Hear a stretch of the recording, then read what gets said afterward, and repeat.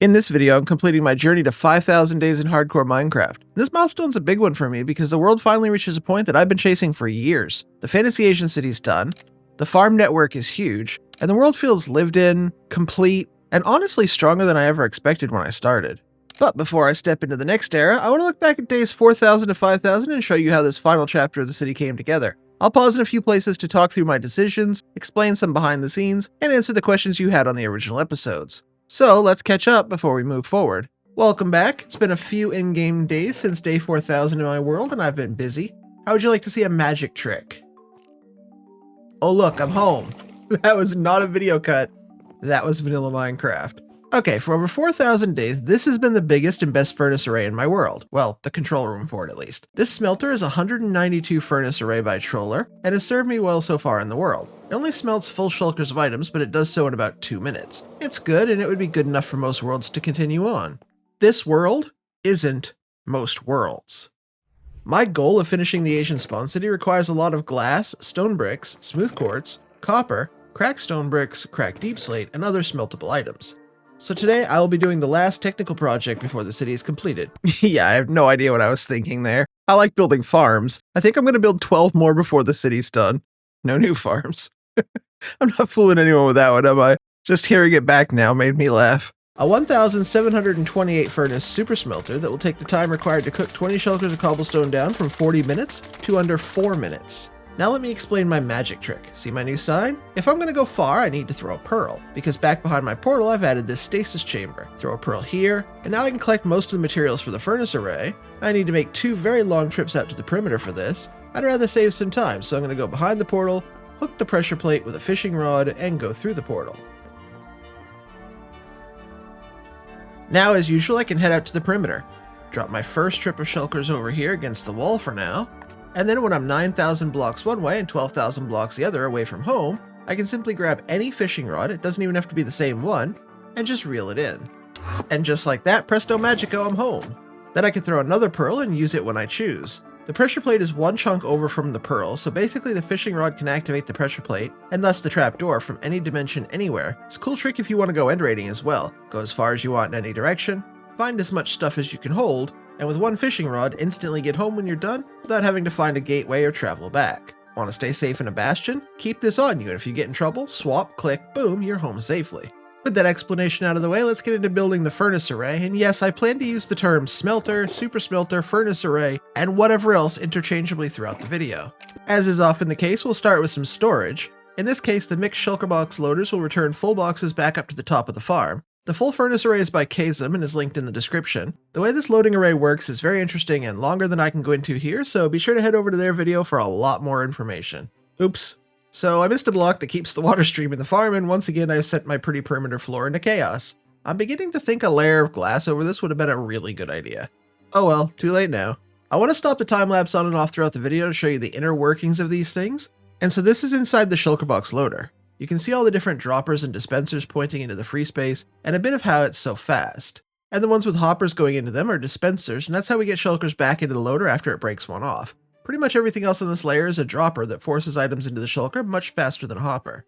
I also have upward-facing observers to deal with. That's never what I want to see inside a farm, but in this case it was just fine. I need to place the note blocks over the top of all 3 bits here. You should always be careful if you're building off Lightmatica that you don't trigger something you shouldn't, but in this case, the bum of the observer is facing it into an already powered rail, so it works. What's it going to do, power it again? The question I fairly regularly get is whether I simply find the schematics for some of these farms and build them, or actually understand what's going on. I'd say in 99% of cases, I start off by rebuilding it in creative, or at least pulling it apart and figuring out how the majority of it works. Sometimes, like with this loader, it's different than what I normally use, but it's close enough that I understand it. And yeah, sometimes I just have to rely on the blind faith that Scorpio and Collier and Kazum are way better at this than I am, and if they say it works, just send it. With that said though, I often have farms break, and I do have the ability to see why, fix and repair most everything in my world, and I know technical Minecraft and Let's Play YouTube doesn't often mix, but I'm definitely doing my best. But if you are a technical player who wants to see better things in my world, reach out, let's talk.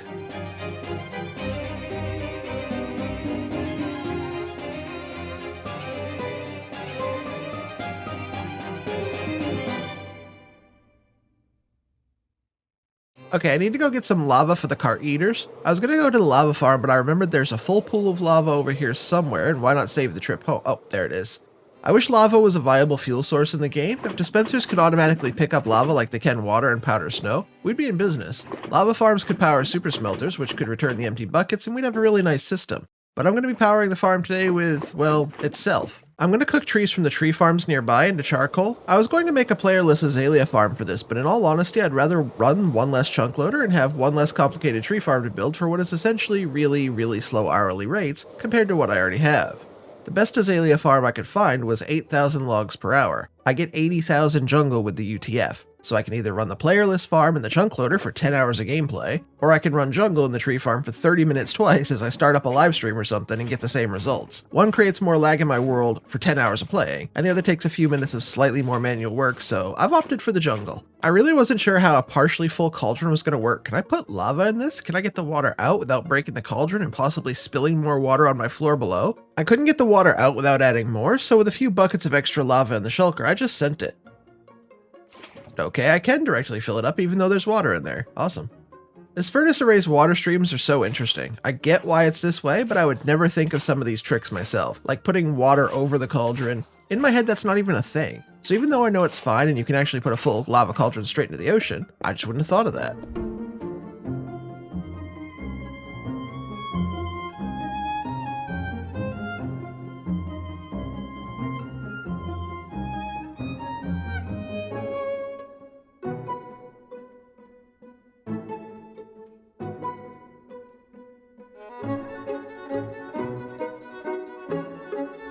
Before I complain about rail placement later, let me say that rail placement is generally not that hard for me to do. A lot of people complain about it or struggle with it. For me, it's always been not that hard. Make stuff connect, not connect, turn, don't turn, it's all simple. But the rails on the far end of this array are not difficult once you understand it. But this was the first time in a little while that I didn't fully understand how to make the rails go the way I wanted, that were meant to all the time, and for that it gave me some perspective into how other people feel, and I'm sorry. Yes, rails can be very brain draining if you don't just immediately get it. I felt dumb, and you'll see the steam coming from my ears as my brain struggles to work sometimes here. Watch me try and work through making this rail turn how it's meant to turn. Feel the pain I felt. And I've already said this on Kazim's own video, but thanks for showing it and making it look so simple. I'm going to make it look a lot harder though, if that's okay. And before you say, yes, I'm aware of the rail placement mod that makes this a lot easier. I just wanted to figure this stuff out for myself. I don't like using the mod for that. It was a choice, maybe a stupid choice, but it was a choice nonetheless. When I pause here, I'm literally watching the video on how to do this. Okay, I think I understand it now. This goes here and here. Break this. And then, wait, hold on. Okay, wait, here and here. Break this. And then here. And that connected down there again. Okay, I don't understand it. Okay, here and here. Wait, no, break. No, wait.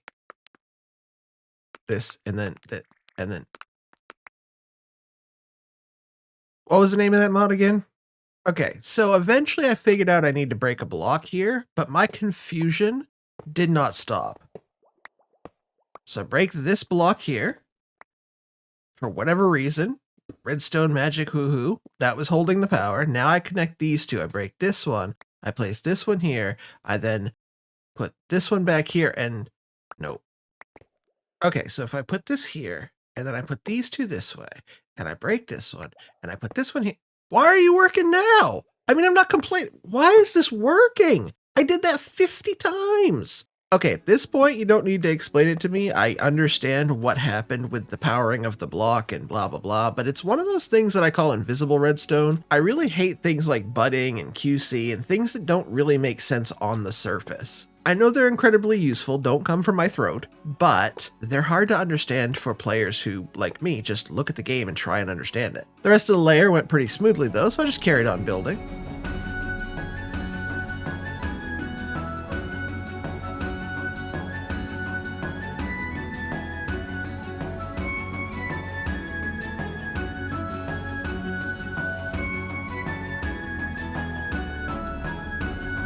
So the rails do make sense to me. Attach it above one way, break the attachment, spin it, easy, right? Well, the biggest problem is if it ever connects to the one below. You have a chain reaction of spite and hate. You can't easily just fix the single one below, and I found myself fighting with rails with less and less patience as the build went on. And I'm not sure if there's an easier way, but more than once I had to take away an entire row of blocks, glass, and rails to replace and do it all again from the start of that layer because I made one simple, silly mistake. It's not hard work. You can see here I'm just flying through doing the replacement parts. I was very worried at all times though that one wrong connection would break it all the way down to the start, which luckily only happened in that one spot once. These turns at the end though are more my speed. They're weird for players to consider, but they make sense to me. This is very easy to do and I get this. I somehow oopsed on this one on the end and tried to fix one rail and water escape, but not far. Thankfully my floor and my farm was still fine. Removing a few buckets of water from each of the bubble columns made it a lot safer to fix recurring issues though. Just like that, I'm back to breaking entire rows of already completed work. It also made a lot more sense to get in these ends first, which I had neglected, and then go back for those connecting pieces on the end after. Eventually this thing will work, you'll just have to wait and see. And no, I'm still not downloading a mod for this, I will just figure it out.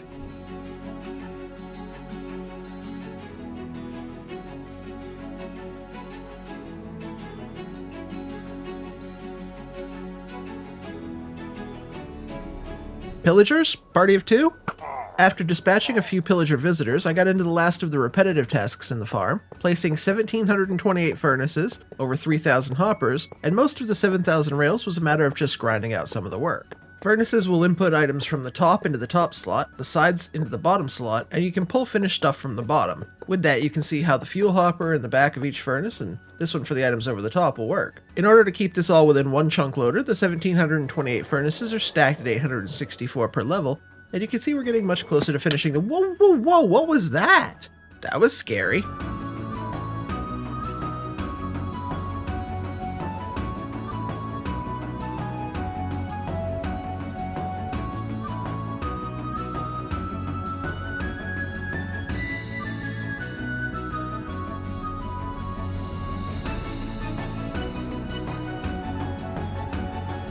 The farm is basically done except for the back rails. I'm just doing a few things here at the end to finish up. Like the signs are very hard to read, so I'm fixing that, but I can show you what's what.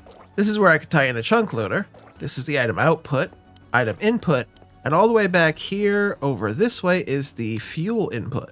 This is all the pre-smelted charcoal I have to start with. I smelted 12 shulkers as a start. I had left the back section for last because it was being problematic, and I found out that if I worked on it all at once, rather than each layer as I went, it was much easier to do. And this should be a look at the finished farm. I brought some sand out here to test with, so let's send that through. We'll start with 15 boxes, because why not? This farm, when it's running, is beautiful. I love the synchronized dispatch of the carts to distribute the items. And here we go, this is the best part.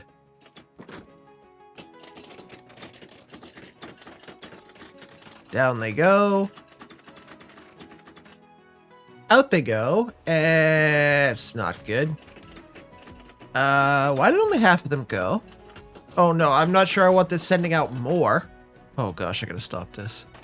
Yeah, that's still broken. After going into the farm and breaking some carts, collecting sand and glass, emptying the shulker loaders and such, I eventually got these back. It's a mix of sand, glass, empties, partially fulls. What a problem. Turns out there are butted rails in here, and I didn't see that for whatever reason in verification. I just missed a whole section of rails that needed to be pre-powered. This is attempt number 2, verified much more thoroughly.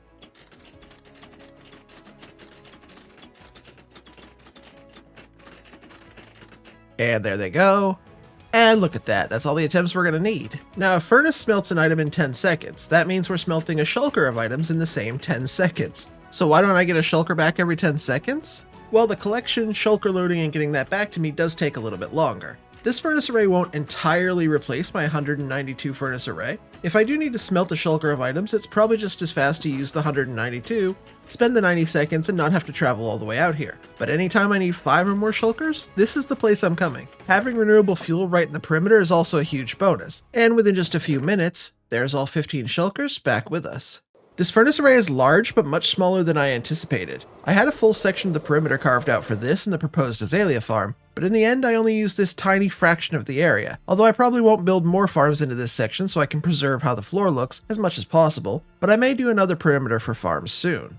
And with that, the entire perimeter's finished. I've now completed the double witch farm, 600,000 per hour gunpowder farm, 1,728 furnace array, and the full tree complex and huge bone meal farm. In my head, I want to cover each farm with the block below it from the floor so that it mainly looks the same on the surface. Unfortunately, I can't do that in the creeper farm area without trashing its rates, so I probably won't do it overall, but I understand the appeal of the idea. It's something I've considered. So now I just need to fuel the furnace array. Let's grab an inventory of birch logs, drop those in here and watch the hopper minecart ballet, and put the finished charcoal back into the fuel input. Yeah, if you thought I was done, it's now your mission to go back and watch this series because you're not caught up. If some is good, more is better. And we put those into here, put the finished ones into here, and probably one more time. That'd be great. Let's do it again.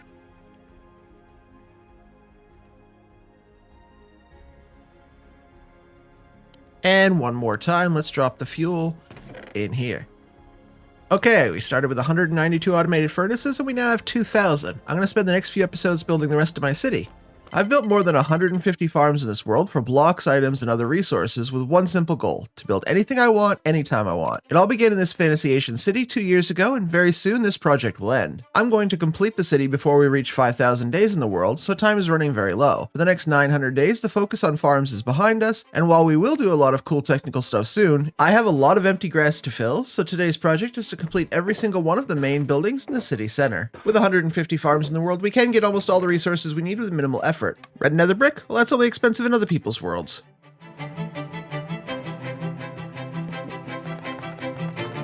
Yeah, okay, someone remind me we need a podzol farm when the city's done. Hey, Red, we need a podzol farm now that the city's done. In all seriousness, there's over 35 farms, quarries, and devices left to build before I've done them all, and then we'll go back and upgrade the slowest and worst stuff. People worry that I'll run out. Trust me, I have a plan here. I'm going to follow the red, black, brown, and white palette from the rest of the city, and with over 25 shulkers material, I'm ready. Let's get to work. Something I've noticed after 4,000 days of living with the floating island is it looks like it should just float away. There's absolutely no reason for it to stay in place, and I think it would anchor it down both visually and literally if there was a bridge connecting it to the mainland near the pagoda. And I think a simple hanging bridge will make the most sense here. I'm going to make a small pathway off the main pagoda entrance down here, and eventually I'll have to tidy this up before we complete the city, but for now this should tell us where the path is going to live.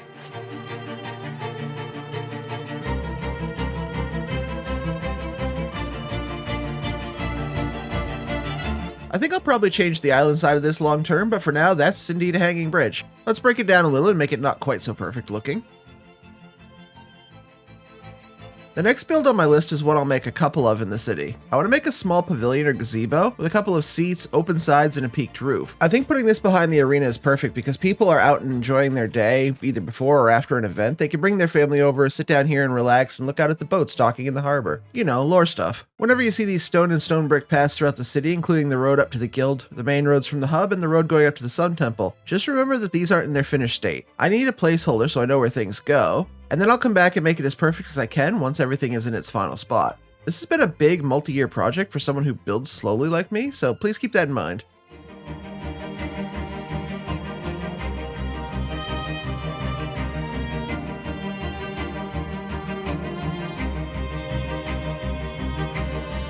This is exactly the kind of build the current city lacks. The small little ambient details that I enjoy creating so much for the harbor are something I don't get to work on often. The residential homes were set styles, and most of my builds are much larger than this, so it's a fun little project that doesn't take long but adds so much detail to the city. And the last thing for me to do is now add the lighting. I've been using simple lanterns since all the way back in episode 1, so I think that's what we'll add here as well. While we build, I want to tell you a bit of a story. It's an important one to me, but hopefully it also touches on your own story in the game, whether you're a great builder, a killer PvPer, or just like hanging out with your friends for a couple of weeks in the game. When I first started building this city, I was the worst builder I know. Okay, maybe not the worst, but awful. I couldn't build medieval, or Asian, or fantasy, or anything. My hardcore world before this was abandoned when the city I was building became extremely overwhelming to the point where I hated opening the world. My Twitch hardcore world was abandoned because for some reason I was delusional and thought I'd go from a pretty below average builder to creating a giant statue guarding a multi-themed castle on a giant terraformed hill. When I started this world, I told all of my friends who were helping me learn and become a better builder, I don't care how long these things take, I'm going to plan it out, I'm going to work on these new builds, it doesn't matter how many hours it takes, I'm going to build a city I like this time. And then I built that pagoda, and building even that took me way too long, but I brought in others to check and give me feedback. I asked for and took most of their advice, and most importantly, you seemed to like it. The feedback from that single build was easily, by far, not even close, the most positive feedback I'd ever had on any build in any world. And that was motivational. So in the second episode, I built again, and the fourth and the fifth, but then I got stuck. On the 9th episode of this series, I built the front gate. Only a few people know this, but that very small, very okay-ish gate took me 10 hours to plan in creative. I could not make it what I wanted it to be. And it's not very detailed or complicated, it just took me forever. With that, I hit a breaking point. We've talked about this later, the episode where I discussed how I fell back in love with Minecraft, but honestly, from 9 through 23, I considered what I really wanted. Do I want to finish the city or abandon it like my last 2 worlds? Do I want to build a whole bunch of stuff I don't care about, or spend way too many hours planning out the work so it looked the best I could do? And to be honest, I considered falling in the void, oopsing a bastion with brutes or something, anything to legitimize dying in the world and starting over, because it was just easier.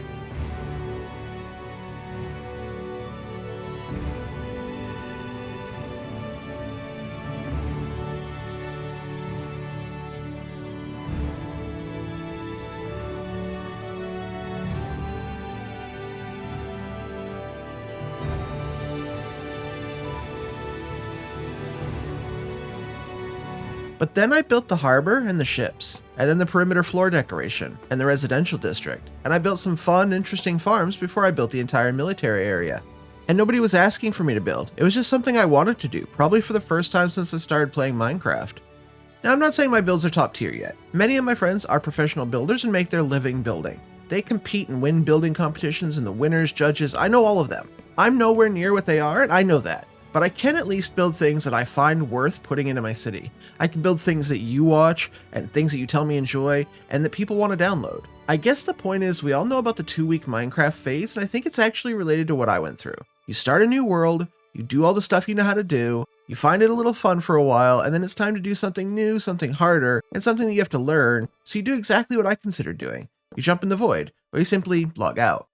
And then when you want to play again, you start the cycle again. I often get asked in the comments, how do you stay motivated in a world that lasts for multiple years? But you know the secret. I often don't. But I think about it like this. The next time your 2-week phase hits, plan for the 3rd week. Figure out what you want to do, and no matter how hard it is, like my 10-hour gate, push through. Learn, grow, do the thing that you want to do. And maybe at the end of that, you'll still be tired and want to go play Satisfactory or Enshrouded or Modded or something. But maybe you'll find something there like I did.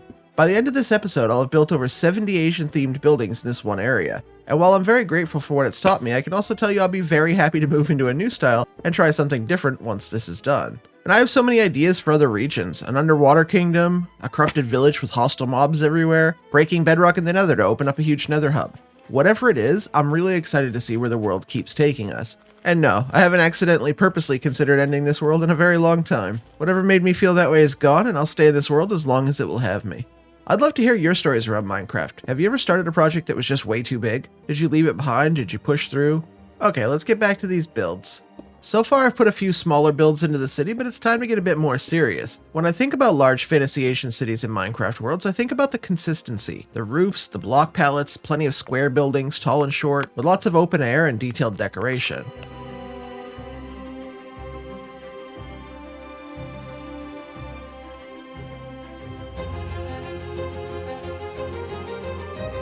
Some of my builds are very purpose-driven, like the guild builds we recently completed. And others are more of a visual aid for the city, a build that exists because it needs to exist, even if we won't really focus inside it or use it to tell the stories the city's been telling us. Already I've put the large square building near the city hub, a small tower, 2 gazebos, the hanging bridge, and the rock formation. And the next build is one taken directly from an inspo pic, so let me finish the build and I'll show you.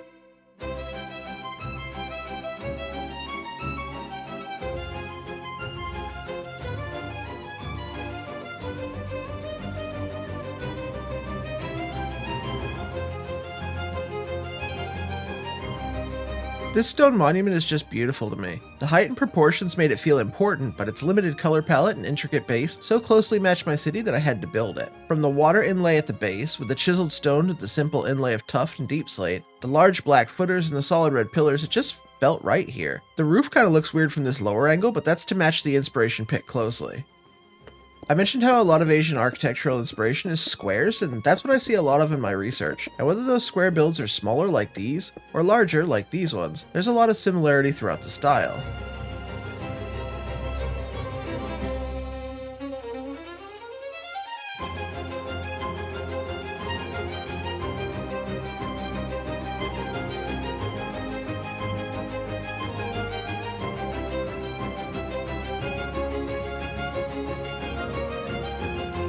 When I look at large city build projects like other Minecrafters build, what I love about them is the variety of heights, sizes, and palettes they use. These darker buildings in my city have always indicated a more militaristic presence, and that continues here. Deep in the heart of the city, this tower, like the sentry towers behind it, share a visually consistent look, while the variety of styles and actual size makes them interesting to me.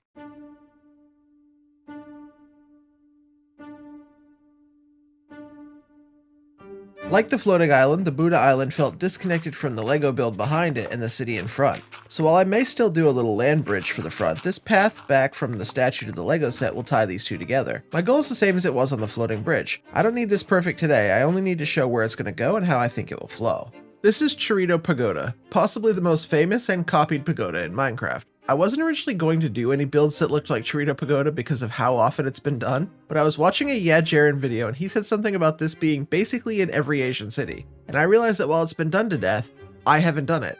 And this is my Asian city. I'm unlikely to build Asian for years after this city is done, so if I want to do it, this is my chance. So while I build my own version of this, and no, I didn't look at much Minecraft inspiration for it, only the actual photos of the real building this time, let me tell you a bit about it and why it's so iconic. Chorito Pagoda was built with the views of Mount Fuji and is one of Japan's most Instagram tourist spots. It was originally built as part of the Arakura Sengen Shrine, and this whole area is one of the most common spots to view the cherry blossoms in all of Japan. Even though this pagoda was built in 1963, it follows the traditional architectural style of the Edo period from the early 1600s, and that's very late feudal age, but I think it's the same type of mix that my entire city's been so far, so it fits.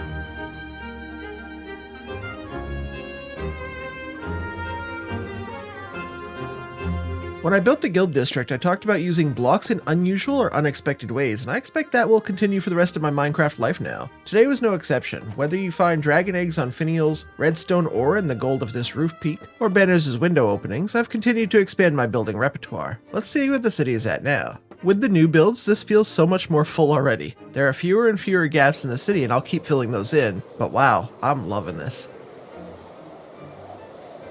The main perspective I've always considered this build from other than the sky view is how it looks when you first walk into the front gate. I know I'm going to have a cinematic shot in the final city that we walk in here and see a breathtaking view that unfolds around us. Already the new buildings, the monument, and the new pagodas are adding so much to this point of view. The guilds rising up the mountain, the sword over the military district, and now Chorito Pagoda rising up in our main view. I'm very happy with all of this. One of the things I've been most aware of as I build the city is that there would have only likely been one or two main architects designing everything. So with that in mind, I've never been afraid to repeat buildings like the residential homes or the towers. Styles and shapes of main builds, roofs, and lighting have all remained very consistent to give the city that one main look. This pagoda, like many of the builds in the city, is another iteration of something else the same architect has done. My starter pagoda. You may recognize parts of it, but it's not the same pagoda. It's been changed, manipulated, and brushed with a new palette to make it fresh. It's missing the main largest story, window decor is very different, lighting isn't as fancy, but it matches the rest of the city and the overall size is scaled down, but you'd recognize it as the same architect.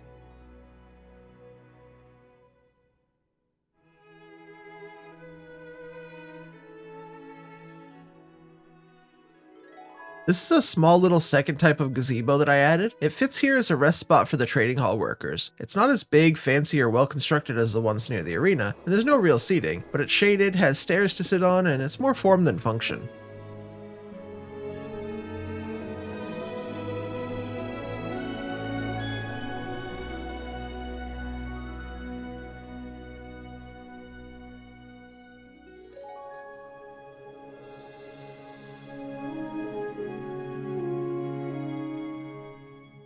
After building most of this pagoda, I was visited by some hostile locals. I shot at them for a bit, and then I had a better idea. Yeah, I may not use this much, but it's fun when I do.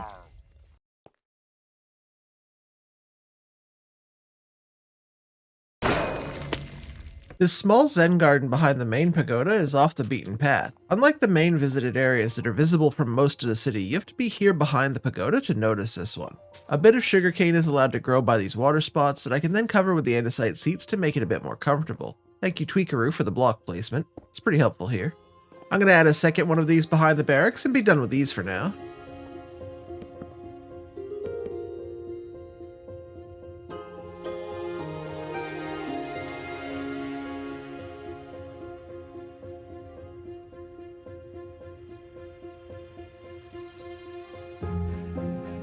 I know there's a lot of time-lapsey type footage in build videos like this, but if I took 15 minutes to build each one, the video blows out to 2 hours. If I don't, it feels like we're listening to lots of music, and in between I just pointed a few little things to say about each build and world and the lore and stuff like that. But at this point I'm thinking about how other builds in the city relate to each other. I don't often use these corner spikes with chains, but I have before. Mostly I use the black stone walls though. And then I was thinking about banners as windows. I know it can make my spawn area more laggy to keep using them, but they look so good, and I use a mod called I See You over there that lets me see the banners from much further away. And here's one for the Tweakeroo users. If you disable sign GUI, you can place signs as a builder and not have to escape from the text field each time. Check this out.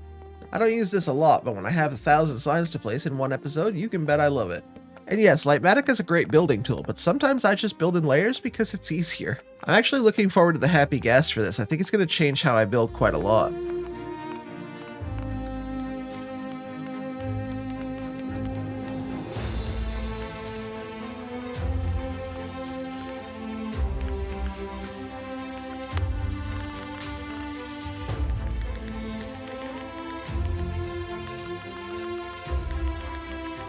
So there you go, that's a whole build from just my POV.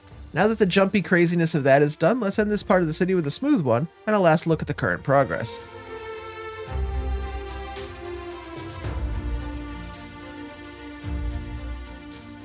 That's the last build, so let's clean up and check it all out. And psst, this is the best part, don't leave yet.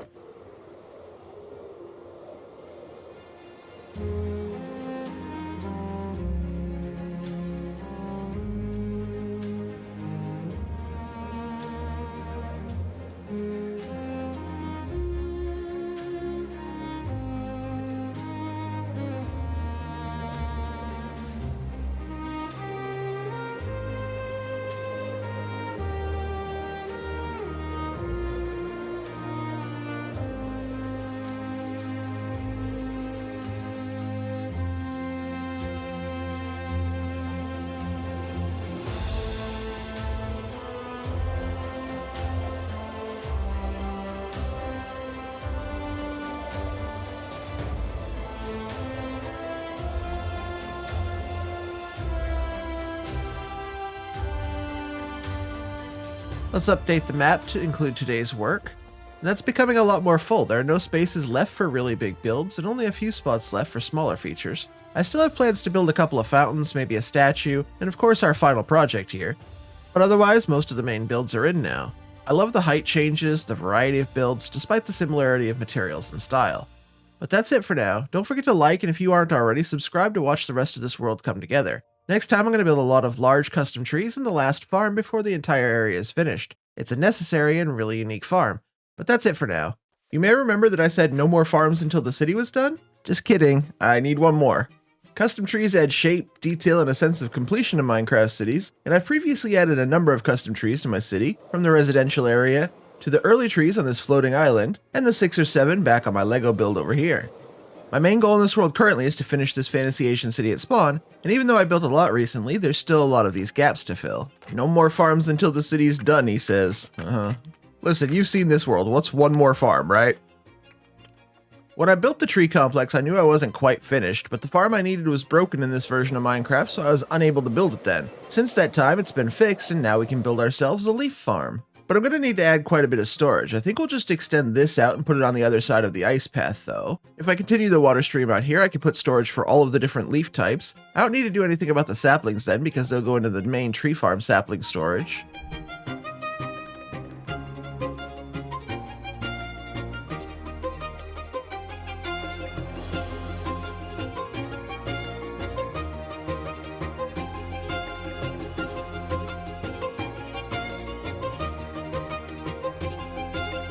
Okay, this leaf farm is by Mengui233 and was fixed by Menes. The links will be in the description. You can look their names up. It's the DULF V4. I don't know if that's pronounced Dulf, but let's just say the Dulf V4 and produces 8 different leaf types, including azalea, spruce, cherry, birch, oak, jungle, mangrove, and acacia. I need about 20 shulkers of leaves for the custom trees today, and nobody wants to mine 35,000 leaves by hand.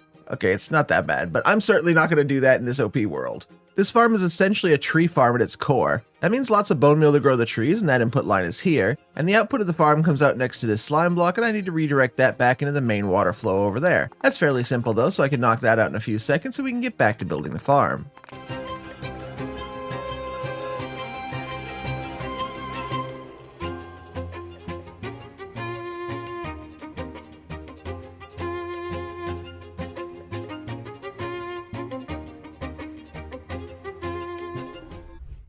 Sometimes you can be almost done with a farm and completely mess things up. Placing this wall set off the TNT, which wasn't ready to be set off, and everything went kaboom. Kaboom's bad. So how bad was the damage? Oh, it was bad. This is not going to be fun to fix. And yes, water ended up on my carpets. Again.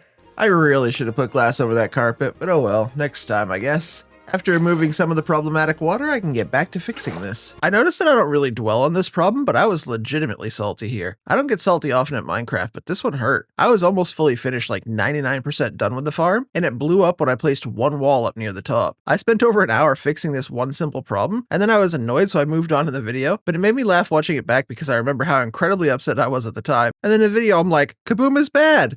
Yeah, you think, Rad?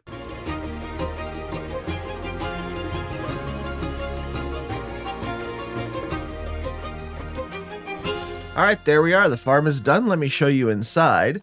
When I stand on this campfire, there's a slime block below me and above, and they'll basically launch me into each other over and over while I plant saplings here. That will make me fly up and then back down the tree, and while this happens, I'll be mining leaves from each tree as it's grown straight in front of me. And around back is the bone meal system, which is basically just fast distribution through hopper minecarts. And this is a boosted beacon. Basically, the redstone lets it trigger the regeneration effect slightly faster than normal, so as this farm inflicts quite a bit of damage on me from throwing me up and down, the beacon will still out-heal the damage and I won't die when I run it. I put a video by Tuno2Name in the description that explains it way better than that though. All I need to do is finish the output water stream here, and grab some saplings to get started. I think we'll start with cherry since I have a ton of saplings. Cherry drops so much more than everything else. And now I just select cherry mode with this note block and that lights up, and then I turn the farm on with the one that also controls spruce, birch, and jungle. Then I go into here, crouch onto the campfire, and we can see the TNT blowing up in the cobblestone that gets made. And then I just aim at the top row of this stair. I know there's a difference in how I'm meant to do this for cherry and other woods, but honestly I don't know that yet, so let's just aim here-ish. Now I just need to use my offhand to place the saplings and my main hand with the silk touch hoe to mine the leaves, and just by looking at the footage I can see that the rates would be slightly better if I aimed more to the right. I'll note that for later.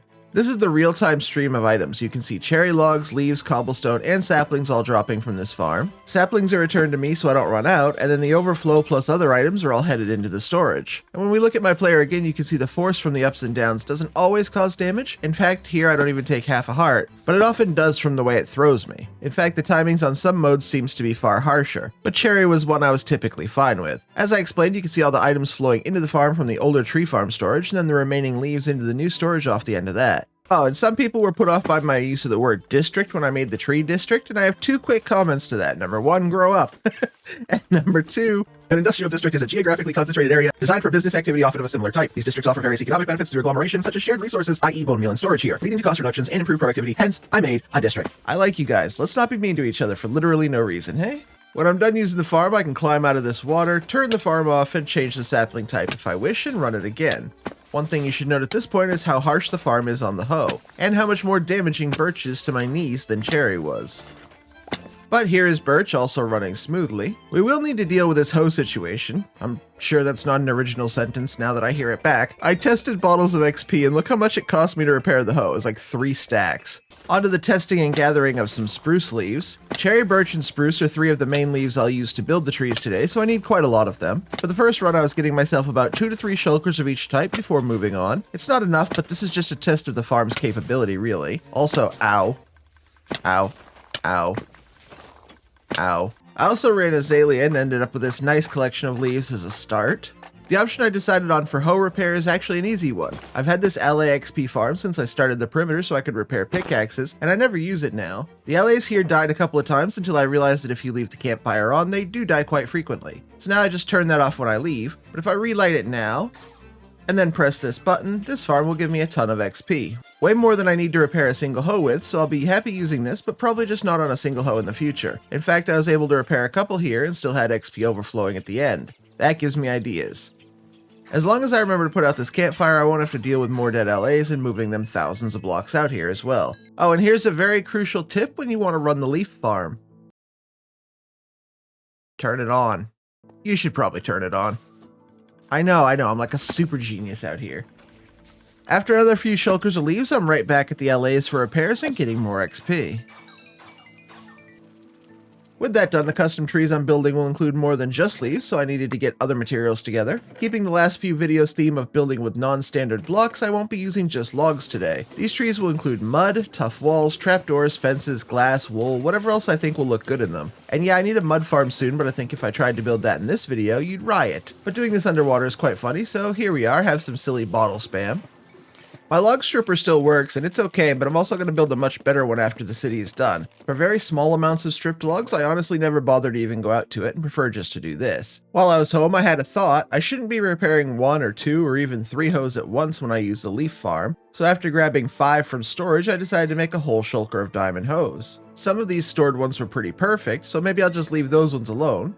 But what's the point of causing 80 villagers worth of lag if I can't just come over here and buy shulkers of every book I want anytime I want, right? So hose will go in here, and I need 22 more of those, 3 at a time apparently. And also anvils, as I know we're going to burn through a bunch of those. And then we're going to need a bunch of efficiency 5, mending, unbreaking, and of course silk touch books. The actual hose were the worst to get, so I bought what I could, but I'm not poor on diamonds, so now the work begins. Say goodbye to my precious level 595. It was nice while it lasted.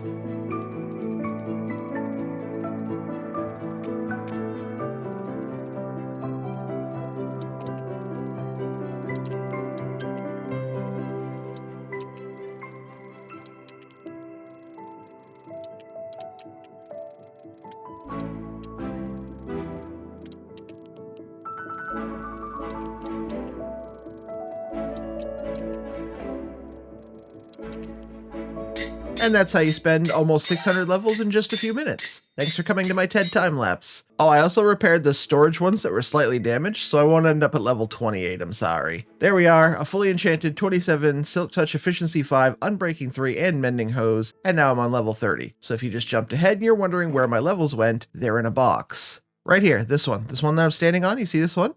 That's all my levels right there. That's where they went, right there, right into this box, right here. I'm fine. It's fine. I'm good. Let's go. Okay, let's leave these near the leaf farm. And there's no way I'm staying on level 30. I feel like a peasant. Plus, I like bartering my gold away, as you would have seen in an earlier episode. I'm not addicted to it. You are.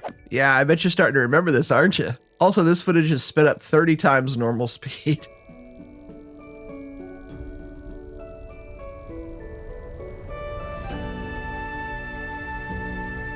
Okay, I think I'm good here at around level 180, at least for now. Wait, you believed me? Yeah, I grinded back up to level 300. It literally doesn't matter, does it? Not even a little bit, but I feel better now. I also improved some of the storage on the bone meal farm, and then moved some of that home while I was there. Okay, I guess it's time to go build some trees. One thing I want to note is a change I'm going to make. When I made these cherry trees early on, I used cherry wood and cherry related fences and trapdoors to make them. But I saw a combination I loved way more, so today my cherry trees are going to be more of a realistic light gray. I saw some custom trees with acacia wood and cherry leaves and fell in love with that, and so when I saw that it actually looks realistic, that's a yes for me. Otherwise, I do have a number of existing trees, so even though I know different ways to make these and could possibly make a single tree look better than any of these now, I'm going to follow the existing models somewhat in order to make the city look consistent. I do think when you see the gray and pink together though, like this, you'll see why I made the change. And while I'm building the city, I'm going to constantly refresh this auto-crafter, and yes, I know I should auto-craft the bows so I can put more here, but let's not nitpick my life choices, okay?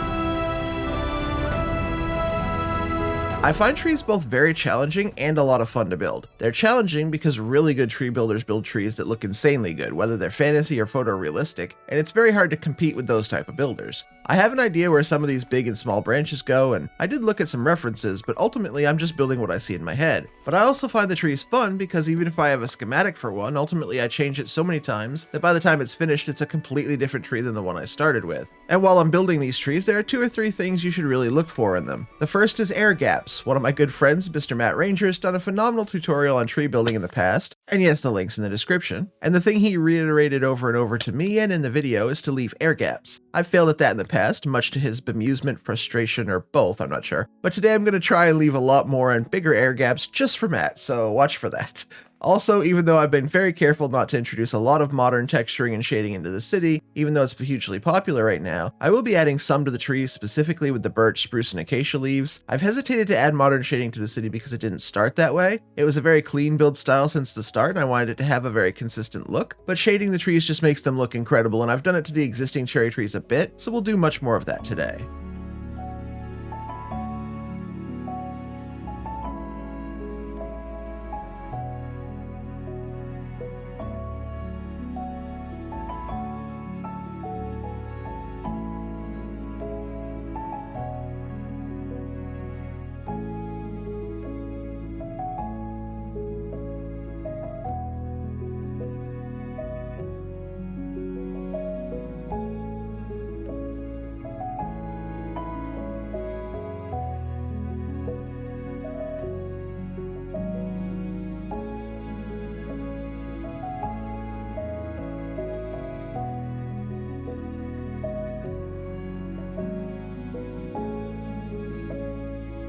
The editing on the trees is by far my favorite part. I mentioned the schematics before, and some of these I did use a schematic to build, especially the biggest of the trees, but even then I constantly worked on them and kept refining them as they progressed, so none of them ended up like the tree I started with. I also only added basic roots to the creative trees, but in reality wanted to extend them all out some, making them fit with the land shape better, etc. And when the city's finally done, I'm going to do the same type of editing everywhere before we say the city's fully done. The last bushes, grasses, streams, bridges, street lighting, and so on will all get a big final edit. It's probably my favorite part of building, honestly. I struggled to make the initial shape and idea, but I love going back and just working on a build that I've done. Here's a bit of a Mr. Matt Ranger idea actually. Once I had some of the bigger trees in place, I'd often plant a vanilla tree nearby and just edit it a little so it looks like a slightly better vanilla tree, but not fully custom. I did try to fill empty space with these trees, but sometimes, like this one, I ended up clearing some existing forest to build here. I'm also looking at the outline of the city, the shape, where trees can affect the skyline without messing up the views of the builds I really want you to be able to see. I'm not 100% done on this one's canopy, it still looks wrong to me though. Some of the tree shapes get a bit chunky, so I went back and started adding slabs and stairs to them. I think the little bits of shape help keep their hefty proportions, but it doesn't make them look quite so block game-like. It also connects some of the bigger branches with a bit more of a curve rather than a jump from a solid block up a space to another solid block. As I place leaves especially, you're going to see a box with markers outside it sometimes. This is Tweakaroo's flexible block placement, and it's super helpful when building custom trees. I know it's mainly technical Minecrafters who use Tweakaroo, but I think most survival builders are really missing out on this one. Another little trick that I used when building so many trees was to occasionally enable shaders. Yeah, I know, cue someone saying, but my laptop will die, but listen, use a low rent shader like Makeup Ultra Fast or something. It makes seeing the air gaps and how the light hits your trees a lot easier. When I go back to actually shade the tree, I use this trick constantly. Once you know where the light actually goes, it's easier to shade, and then once you finish, you can turn on shaders and the build looks incredible.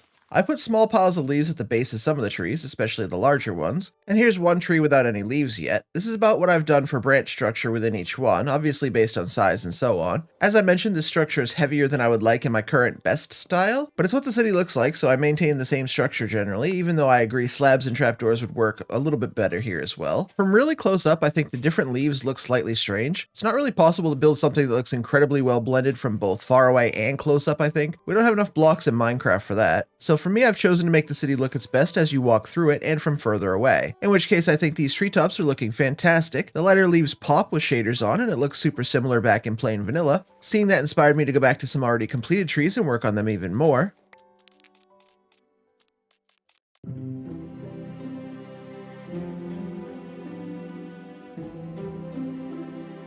Similar to before, I want to add lights and darks here, but I don't have that for cherry leaves really. So instead I'm going to keep what I used on the first 4 cherry trees in the city, wool and glass. I like the glass to give the cherry trees a bit of a softer look, and the white wool looks so much like direct sunlight striking the leaves. It's not going to look perfect at night, but what would've? Pink wool's a bit harsh, so I use it sparingly. White wool and white glass a bit more, and the paints just are added details. Let's have a quick look at the progress so far.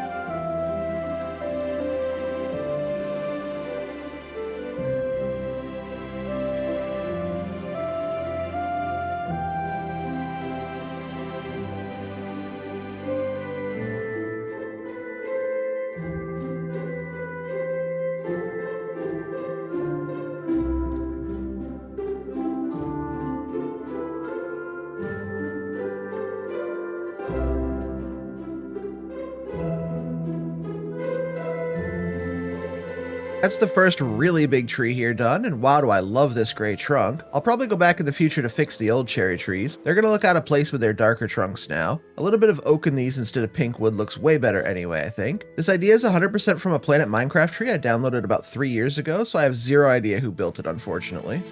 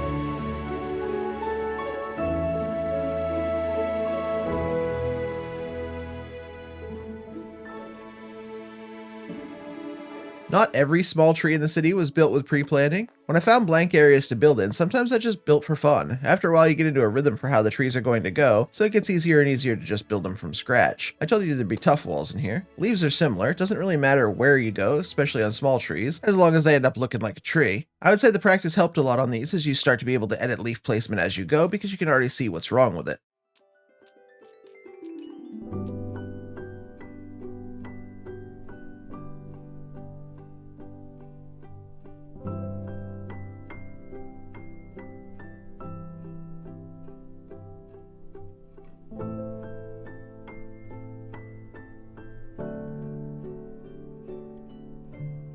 As I update the map, let me also update you on some information about today's build. In the end, I added nearly 50 custom trees, placing nearly 20 shulkers of leaves, or roughly 35,000 of those. Real cherry trees come in a variety of shapes, from fully rounded canopies to angled and even drooping structures. I ended up choosing to include a variety of those, and also I added a lot of dark oak and spruce, as I built a lot of the city with those and it would make sense that they grow nearby. There are some smaller trees that I don't really know what they are, they're just trees that I liked building. The split trunk is one of my favorite ones. One trunk points to the early morning light and the other follows the sunset as it pulls away. I finished up by adding a lot, and I mean a lot of pink petals and leaf litter around the trees and near where the wind may blow them. I tried not to completely overdo it, but I definitely went heavier rather than lighter. It's a big city and tiny details will get lost, so even my small details need to stand out just a little bit if I want them visible at all. Leaf litter is made by smelting leaves, so with my new leaf farm and the huge furnace array I made a couple of episodes ago, getting over 4 shulkers of leaf litter was basically no work at all.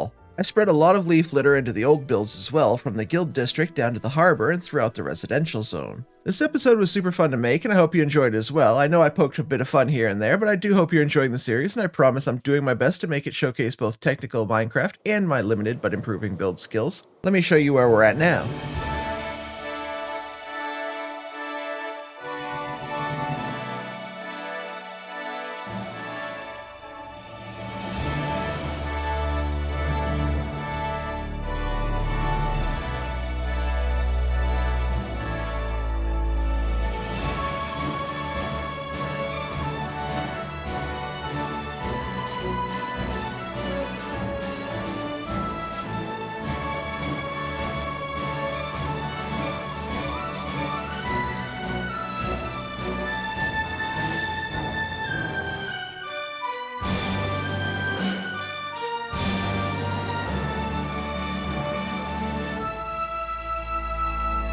Next time I'm going to build some small decor and details for the city, paths, bridges, pillars, and monuments, and all the wheat fields. Welcome back to my hardcore world on day 4356. I'm in the middle of collecting materials to finish our first major build project, a large Asian city at my world's spawn that I need to complete by day 5000. See, I release world download updates every 1000 days, and a 5000 day update's a major milestone. I need this entire project done so the next update is for my entire completed city. We've spent a lot of time recently building this project. I finished all of the main builds within the city, then did some custom trees and decor last time. And today is the first of a 3-part finale to the city, and it's all about the details. I want to build the parks, flower gardens, street lighting, unfinished city streets, and introduce some memorial sites and graves before we completely transform the riverbed. But as usual, we'll start in storage and get our main materials. The one item that I hate crafting, probably more than anything in Minecraft, is cake. It's too many different ingredients, different stack sizes, and I just hate making it, so I rarely use it. One of the new shops I'm building today is a small cake shop for a friend, so I want an easy way to get them. And after someone pointed out that you can buy cakes, I knew that was my solution forever. I'm never crafting another cake in this world. And if you're a regular enjoyer of the series, I do realize I have a leaf farm. And you realize it's 15,000 blocks from home, so when I need just a stack of jungle leaves but I'm out, this local forest is going to get some. Now that we have all the materials, let me show you the plan. My city still has a ton of empty grassy areas like this one. If I show you the state of the city at the moment, you can see a lot of issues. Some of the buildings are floating, the road is incomplete, and there's more empty blank space back here. There's even more empty space over this way, and I want to connect this area to the Buddha Island with a heavy bridge. And from all the way back here, you can see several grassy hills and empty forest areas that need to be filled in. And while the city's looking pretty good, it's like 90% complete. Few of you would remember this now, but in my last hardcore world, I built about 8 builds before I stopped playing it. It was, at the time, the most I'd ever built. Now I have all of this.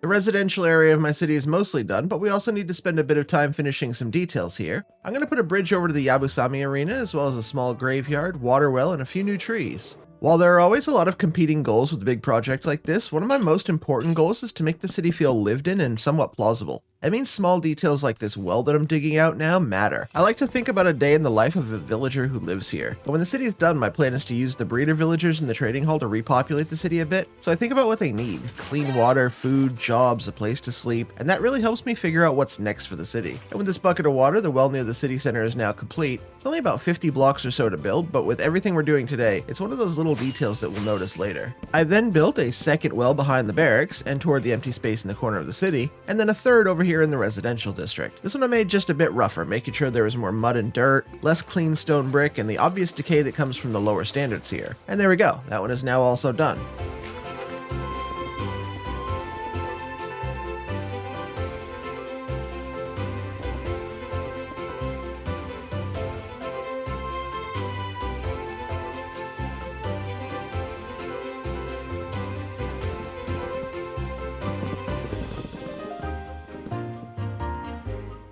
One of my good Minecraft friends, at least until this video comes out, died to a cake on a hardcore server we're both on.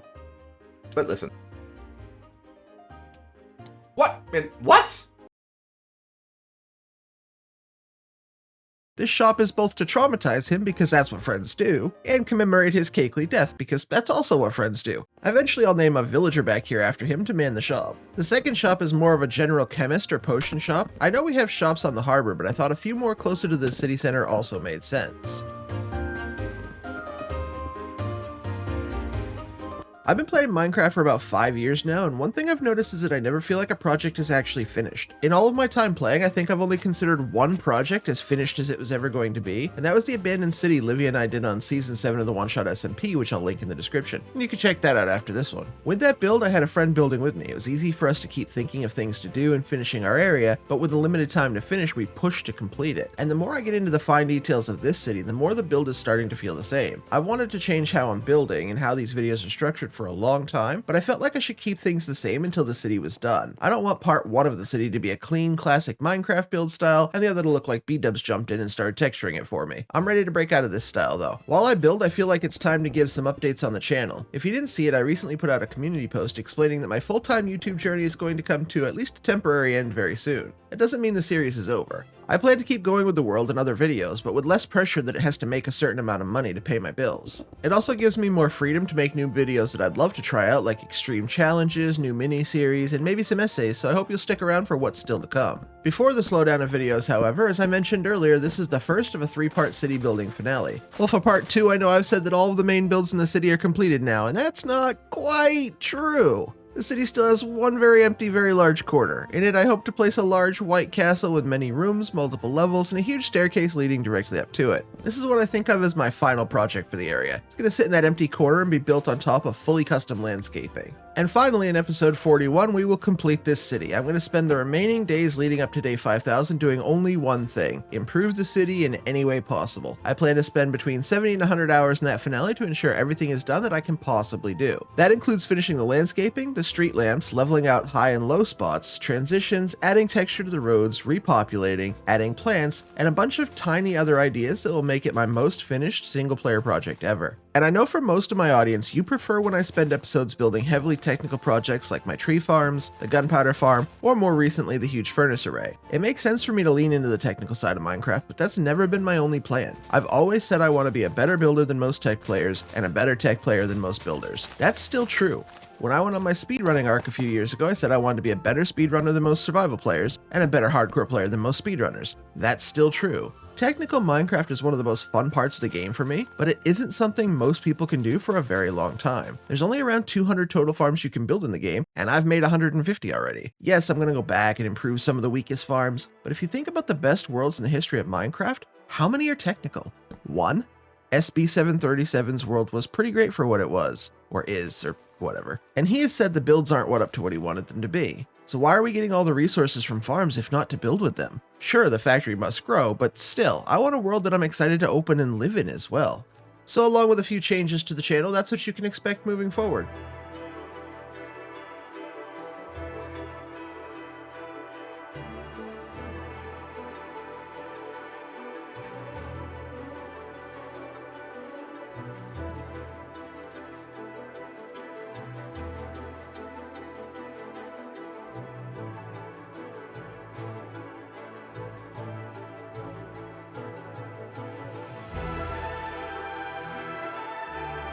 Yeah, I know. Last episode was custom trees, and I just added another 7 to 10 trees. Nope, absolutely not. I cut out the joke that was here because honestly, it hurts inside to hear it back. I make lots of dumb dad jokes. You can live without this one. But okay, maybe I should have used the leaf farm. You ever do something dumb like think the game is paused when it's not? If you do that in hardcore, you could die very easily.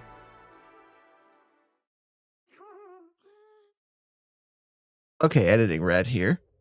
Nothing's going to sneak up behind me and, cause massive problems, right? I have no idea what happened here. I must have jumped into the bed, thought the game was paused, and it just wasn't. But luckily nothing happened and I was fine. My organization for these big build projects is at least getting a little better. 10 episodes ago I was a mess, but now I'm an organized mess. Also, having 3 happy gas in the city hub doesn't make me all that happy, so if you end up seeing 2 fewer in the future, you'll know why.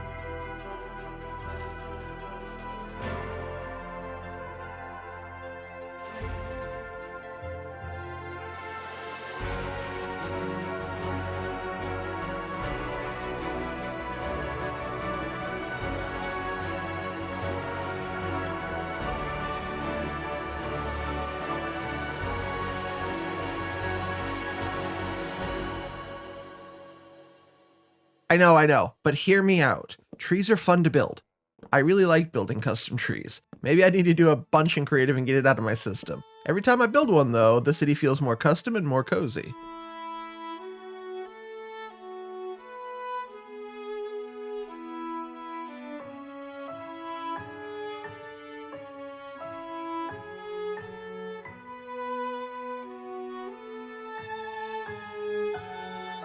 I always love that moment that I realize I'm starting to make progress because my empty shulkers outnumber my full shulkers, and it starts to feel more difficult to find the items to build with. After a quick repair with my villagers and buying some XP bottles and quartz, plus a food and rocket refresh, and then it was time to take my happy guest, King Bob, for a quick ride. At least as quick as happy gas get. I haven't said much about the happy gas yet, but I'm a big fan. For building close up in high spots, they're ideal and super fun. The slow speed works for those builds, and I enjoy the way it feels to have almost creative building capabilities in survival. But for everything else, they're really slow, so let's speed this up. From King Bob, I can take my time looking at the new builds. The cake shop looks sweet. The sword monument, I really love how that came out. You can see the new bridges, the archway, and the custom trees too. But let's get into the best spot. And now we have a really stable, clear shot of the city, and I love this. This angle shows clearly where the castle will go, all the new trees and builds, and what's left to do, including covering up that ugly storage box on the left-hand side. When I started this world, I only cared that Spawn was in a cherry grove, and I knew there was a double village here. 2 years later, I can't imagine my world being anywhere else or anything else.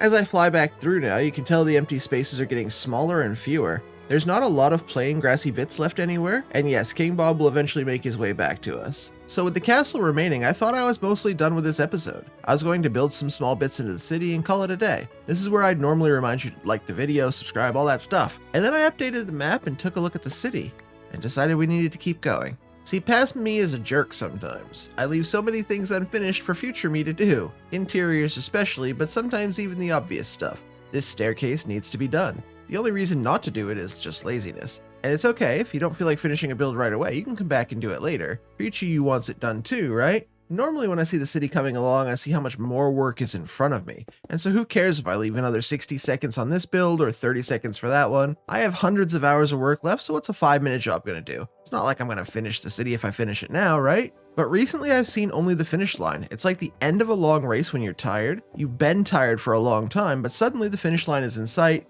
You hear the crowd roar starting to build, and if only you push a little bit more, you can get there.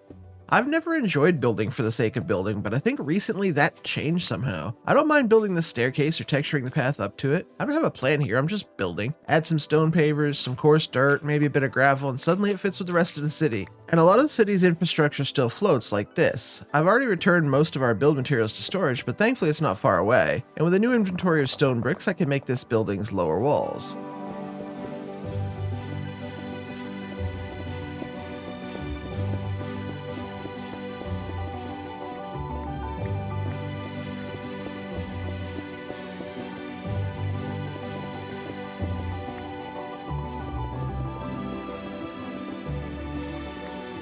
Oh, sorry, Elytra was getting low again. Take a guess in the comments how many times I've traded with villagers in this world so far. Here's a hint, it's a very large number. I'll try and remember to tell you next episode. I just had a revelation like right now in the editing process. I could have stopped hours ago and saved all the work for the city's final episode, but I'm starting to take pride in what I'm doing. I'm starting to want you to be as excited as I am that we're nearing the end. And I can't feel as much pride in it if I see all these half-completed ideas. Sure, there's final detailing still to come, but I just wasn't comfortable with it yet. I don't like that all this is in the way of the natural walking path, or that this ledge feels unfinished, this shop needs light, and so does this monument. In fact, now looking at it, I don't like this ledge at all. It's too square, and surely we can add just a little bit of detail to it very quickly. And this road edge is so harsh when just a few stairs fixes it right up. So for a couple hours I did exactly this. Walk around the city, tweaking, fixing, improving, adding. It was relaxing and actually quite a bit of fun. I found myself really enjoying smoothing out the city's rough edges and the awkward feeling movement, tearing blocks out, replacing them with a better fit. I finally found flow state as a builder, and it was actually kind of amazing.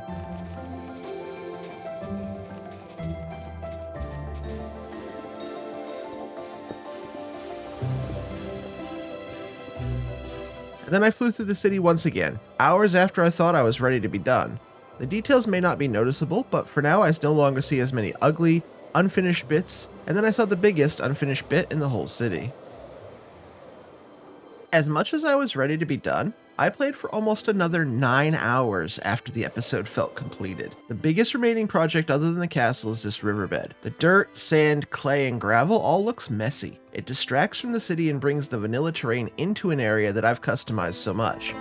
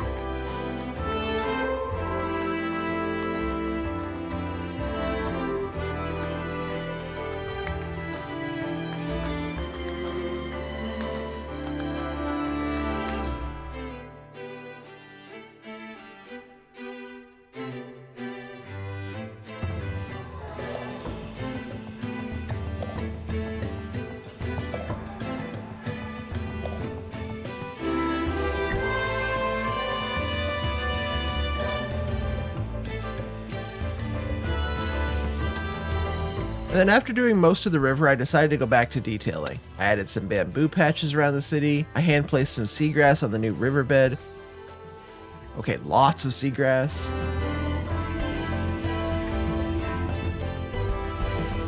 As well as these new water lilies and the frog statue from earlier. And then I had to run the coral fans farm for more seagrass. The farm does both depending on what tool you use to harvest. This farm is by Ian Collier and is from a much earlier episode. Everything comes back around eventually. Look how much cleaner that riverbed looks though. This is with full gamma on, so it's a bit brighter than it will be really, but I think the green seagrass against the muddy riverbed is super nice.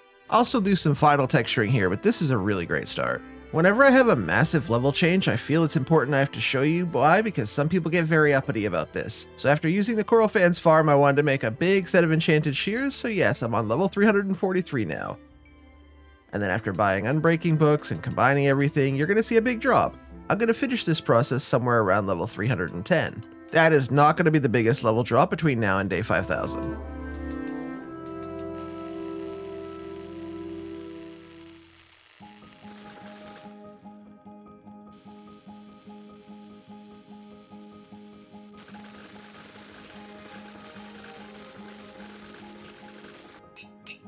Okay, I wasn't sure if I was going to put mending on all of these, but I think I am. I'd like to have them around for other projects, and now I'm on level 277. Woe is me. Finally, and yes I mean finally this time, I wanted to do one more thing. The more I looked at the city, the more I needed to define the road shapes and put in some finer details along their edges. So I got a whole new set of build materials and went back to work.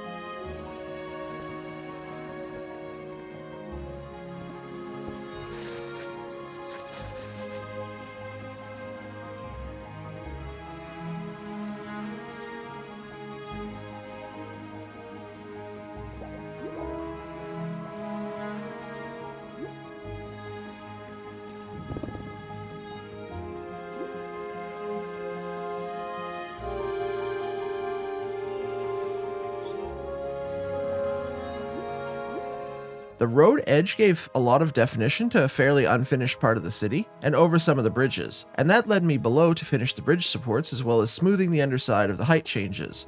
I told you I was just really in the mood to build.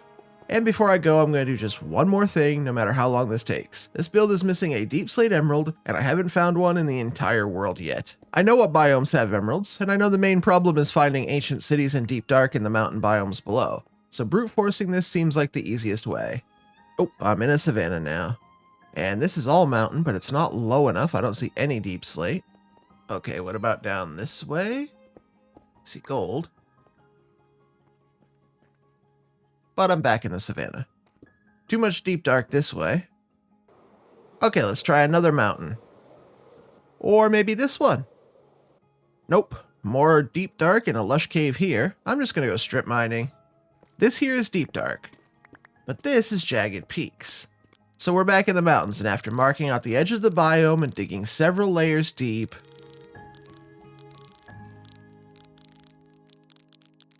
I had to go to another mountain and try it again.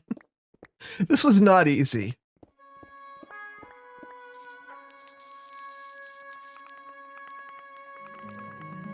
We wouldn't be mining in normal speed if this wasn't going to work out, right?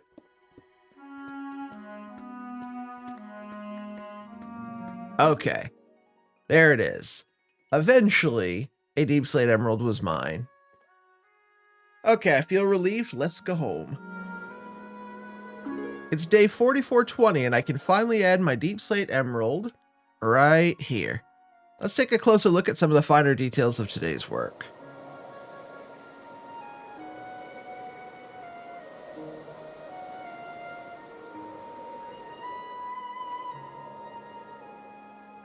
And now I have just one more spot left to fill.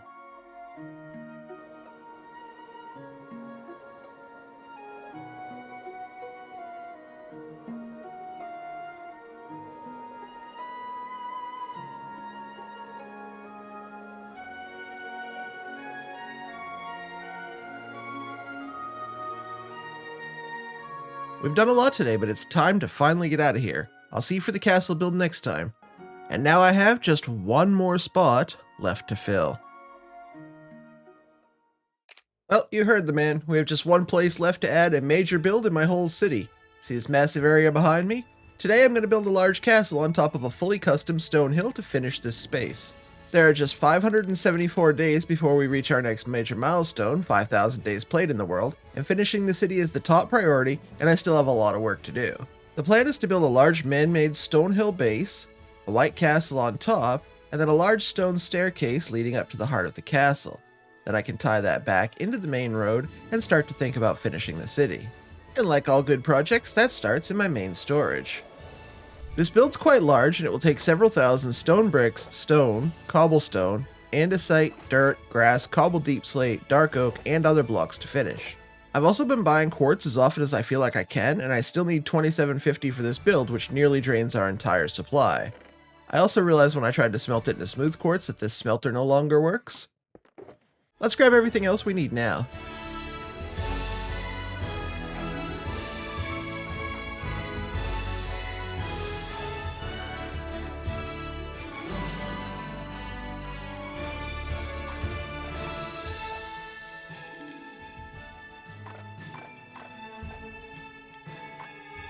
Oh, for those of you who did guess, I've traded over 122,000 times with villagers, which is more than 25 times every day for the life of the world. With everything now sorted out down there and the area semi-prepped, I can start terraforming and building the stone foundation. I'm accomplishing multiple steps in the terraforming, not only shaping the land better to fit my stone platform, but some cleanup, some planning, and more. And you can see the materials for the build here, especially the lots of stone, cobble, and stone brick. That's all going to make this nicely rounded, elevated platform. And the road and the staircase that lead up to the castle will need to change a bit, but honestly I wasn't too far off with the plans for this. The castle is and will be the final real build of the city this time, and I know I said that before. I wasn't quite telling the truth, but I wanted it to be a surprise. Surprises are a little bit of fun. This is the second of a 3-part finale to the city, and the next part is all about detail. You want to know another secret? While I was filming the next episode, I realized I don't need as many days as I thought to finish up. So that means after we're done with almost everything in the city, there's going to be a few hundred days left over. I'm going to use those to build some more cool stuff in the world, just not within the city. Then I have a few surprises planned around the 5,000 day mark. The lower bit of this terraforming will look a bit rougher than most of the city when we're done today, but it's very intentional. I want the bits below the stone hill to look like some has fallen off of it. They should give the idea that it's a newish build and nobody did really massive cleanup yet, so the construction overflowed onto the grounds around it. It'll be a bit overgrown, but not so much that you feel like it's been like this for 200 years. Some of these low bits will need to be raised up like this one, and you can start to see what I mean about the little bits of broken stone. The hill will eventually circle around back, but it's built in. I'm also going to fill in these little caves and broken terrain bits as we go, and yeah, just a few minutes later you can almost start to see the beginning of where the back line's going to be.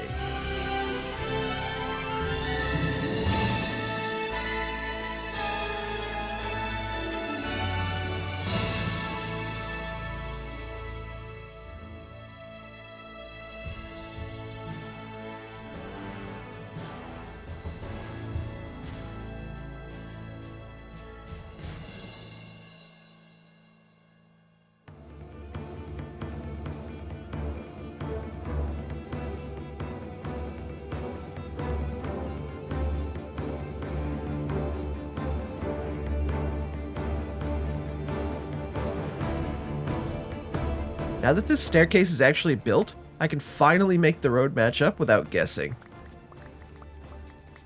One thing I've been talking about since, I don't know, episode 11 is the view through the gate as you walk into the city. I wanted to show off some of the highlights of the city while not spoiling the rest of it that are behind buildings. You can just barely see where the castle's going to sit back on the hill and it's a bit elevated, so it's going to peek through nicely, I think. And I try not to build from only one direction, so taking a look from the bridge will show us another angle of what the castle in the final corner of the city is looking like.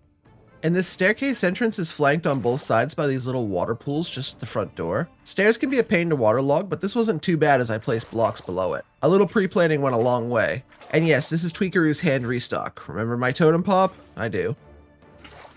I have to admit I left this project until last because I wanted it to turn out really well. It's important to me that the city looks as good as I can possibly make it within my skills, and this castle was always going to be the biggest build, the most rooms, the several floors, lots of outer decor, stuff that was just really hard for me 2 years ago. Otherwise I may have built this first and then built storage under it and actually lived here the whole time. I don't know who or what title the ruler of this realm would have, but I know he already has a throne-like seat in the Yabusami arena, so I figure he'll have one inside the castle too. I'm using white as a lot of my favorite castles in Japanese history are white and bright, but I'm incorporating a lot of the dark oak we've used throughout the entire city as well. And my plan for the castle was to have some large windows so it's plenty bright inside, especially on the second floor where a large ballroom style space will exist. And I know this will disappoint some of you, but I'm not actually doing interiors today. That's just way too much work for this, but maybe we'll revisit that one day soon. For now, getting this lower section completed and the foundation started is a nice first step. And if I told you how many rockets I used building this castle overall, I don't think you'd believe me. It's only basically trips from here up the stairs and onto whatever I've built, and I've used almost 20 stacks of rockets. Over 1,000 rockets going, 30 blocks at a time? But it's 30 blocks up and down a couple hundred times. Below the castle will be empty for now, but what do you think? Should we throw some sort of dungeon down there? Emperor's rec room? Pile of riches? If it was older, I'd say catacombs, but I'm curious what you'd do below the castle, so let me know. Once this solid base is in, I think we're well on our way. Oh, I decided to light up the empty cave below just for now, but we'll use Mini Hide's light level overlay to show us where the dark spots are and use the fewest lights we can.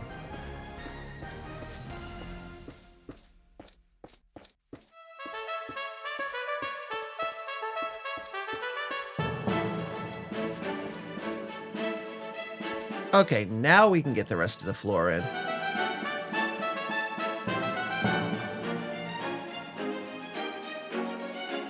And here you can see the whole ground floor plan all at once. We'll take a quick look inside the floor plan now that the whole base layer is in. Let's start from the front door here, and right away you'll see this large entry. I want to keep this open so any potential traffic can be going into the right side of the castle or out from the left side, and there's plenty of room. When we do interiors, this would be a bit of a welcoming hall. This main large room is what I see as the throne room. Big throne, carpet leading up, guards around, and this little offshoot is more of a private area, whether that's for meetings or small dining or just a relaxation room for the ruler. Back behind where the throne would sit, I've put what will become a hidden escape staircase, and off the front side of that is the ruler's bedroom and a little balcony to the outside so they can oversee the city. This area behind the stairs is good storage or easily accessible for whatever the castle needs, and of course stairs will go here that lead up to the second floor. Behind that is another small utility room, protected on all sides and very safe, dark and dry. I'm going to hop the wall and jump into the armory here. This is where we'll keep weapons and armor for the soldiers who live within the castle. And again, this room will be very closed in, no windows and all protected. This small area is a little pantry for what will be the kitchen and the dining area within the castle, and that takes us near the sleeping quarters. First, this long, possibly a storage hall, and then maybe a second pantry for dry foods or something. I expect about 6 to 10 royal guard to sleep here at night in the castle. That way they're always nearby to protect the ruler. Each of these are bedrooms, with this larger one being for the commander or leader of the group. And the entrance will be guarded by the people who live inside. It's a very protected entrance, so anyone who wants to get in is going to have a really hard time breaking through if it comes down to it. The other front rooms will be an enchanting room and a bigger library. Let's get back to those now. As I said, I won't be doing a full interior for the castle today, but you can see that I left small reminders in each room of what they're meant to be. Beds, a smaller throne, a furnace, storage barrels, and so on. From there, I can build up the structure of the ground floor with the corner pillars of each room being extended up to where the second floor will be. And the smooth quartz and dark oak reminds me a bit of my starter pagoda, which I guess is fitting since I've always thought of me living in the pagoda as something new to the city, and it doesn't directly compete with its ruling heritage.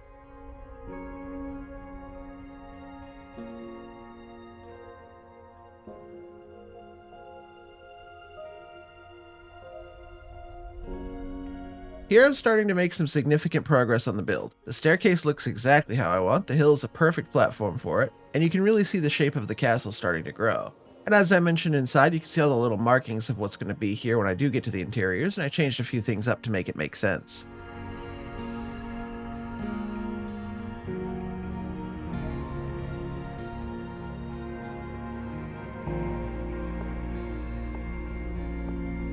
Now that the second floor is in and the first is closed off and lit up, let's take a quick look inside. At the front door, we find newly delivered goods, but if we turn toward the living quarters, we're going to see the beds in each bedroom. Then we can head into the dining room, the kitchen, which remained the same. There's a pantry with storage behind, and that second long storage here. And then moving toward the center of the castle, I did move the brewing stand into this room, an armory back here where it's more protected. And over here we have the throne room, bedroom, and of course the outer area for some fresh air. Behind the castle, you'll see the walls are stone and more fortified with fewer windows, flat, hard to climb straight walls, and a fairly steep drop-off. And as you can see, the first floor is pretty well visible from the city gate, which is exactly what I wanted. Let's get back to building. When I was building this castle, it took me a couple of days, and I was telling one of my Minecraft friends about it, and he asked how I got it all done, and as I watched the build come together now, I think I finally understand it. I watch a lot of my friends stream Minecraft, and all I see are the distractions. There are so many distractions. And sometimes those distractions are the most fun when you're live, or you're just doing what you feel like doing offline, but I just rarely get distracted at all while I'm building. For me, once I start building a project, I want it done. I know sometimes I don't have a lot of footage to show off, or I didn't talk to camera that much, but it's because for me, finishing the city is about placing blocks. The more blocks I place, the closer I am to done. The closer I am to done, the sooner I can get on to other things that I want to do, like building a ton more farms, upgrading some of the existing ones, or even starting a second project area for the world. And when I think about how much I've finished in under 5,000 days, I guess that's why. I get a bit hyper-focused and just place blocks with no distractions. As I transition back into the working a full-time job outside a YouTube thing, I wonder how and if that will change back again. Also, I need to shout out Meeb and MC here for some help adjusting the overall shape of the castle into its final form. Thanks as always. And for now, this is my progress at the end of a couple hours of building. The second and third floor is starting to take shape, the first few roofs are in, and I've made a huge amount of progress, I think. Walking up to the castle is starting to feel imposing, as it should, and you can feel how it's coming along. And yes, I'll remove the texture pack for the composters before I get any final shots for the city. And as I go up these stairs, you can now see the big ballroom or big hall that I was talking about earlier. It's a multi-level, very bright and windowed space. I see this as a bit of a remodel after there's been mostly peace in this region. Like in the Yabusami Arena, it's more of a showcase for visitors to the city now, rather than a fully defensive castle as it would have once been. All these other small rooms are coming along as well, although I don't have as clear a plan for the upper floor as I do for the lower. Let's put that hyper-focus back to work for a bit and get this finished.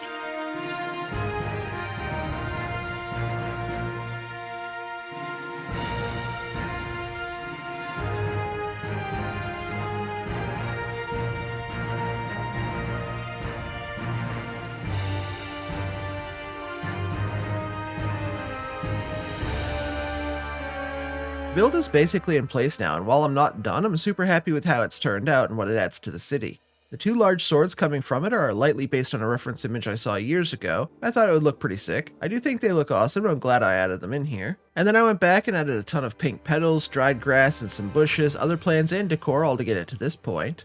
And this is how the city looks with the castle in place. That empty corner has definitely been filled in. It makes the entire place look a lot more complete overall. And I guess that's where we are, with a city that looks almost finished. I need to texture the grassy areas and make them less boring, finish a few of the roads and some light terraforming in the river, and of course maybe add a few more custom trees. The guilds, the residences, the harbor, the military, decorative builds, and all the main buildings are now actually finished though. This ugly side of my storage is about all that needs work. It's just a stone box hanging out.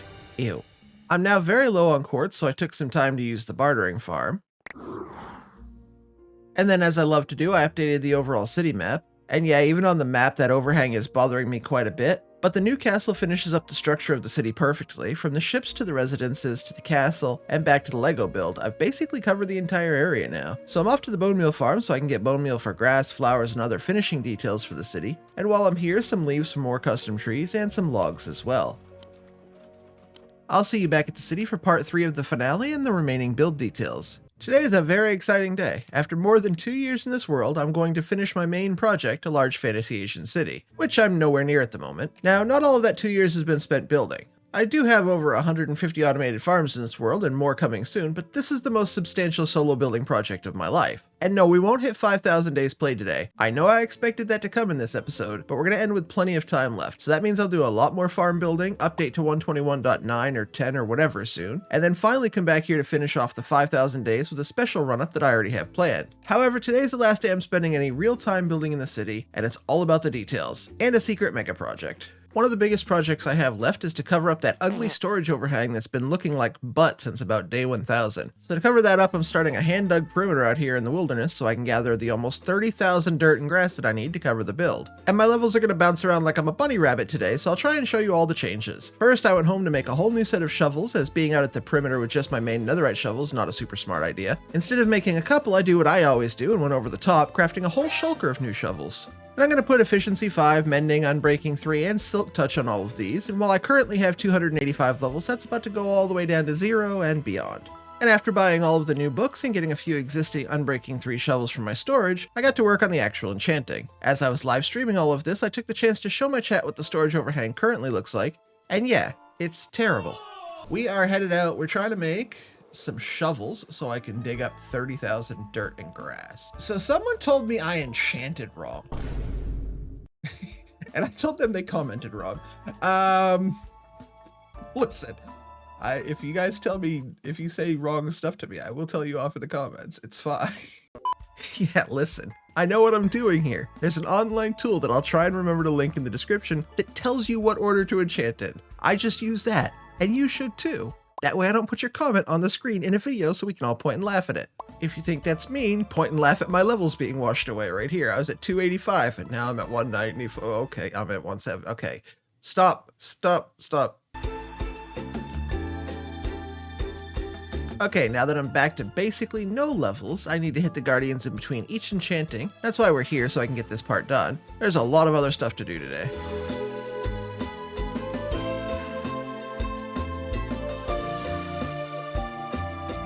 Alright, we now have a shulker of perfect shovels, and we need to dig out 20-something, 30,000-something dirt and grass from this area. I'm just going to start here in this corner. I don't think it's going to matter.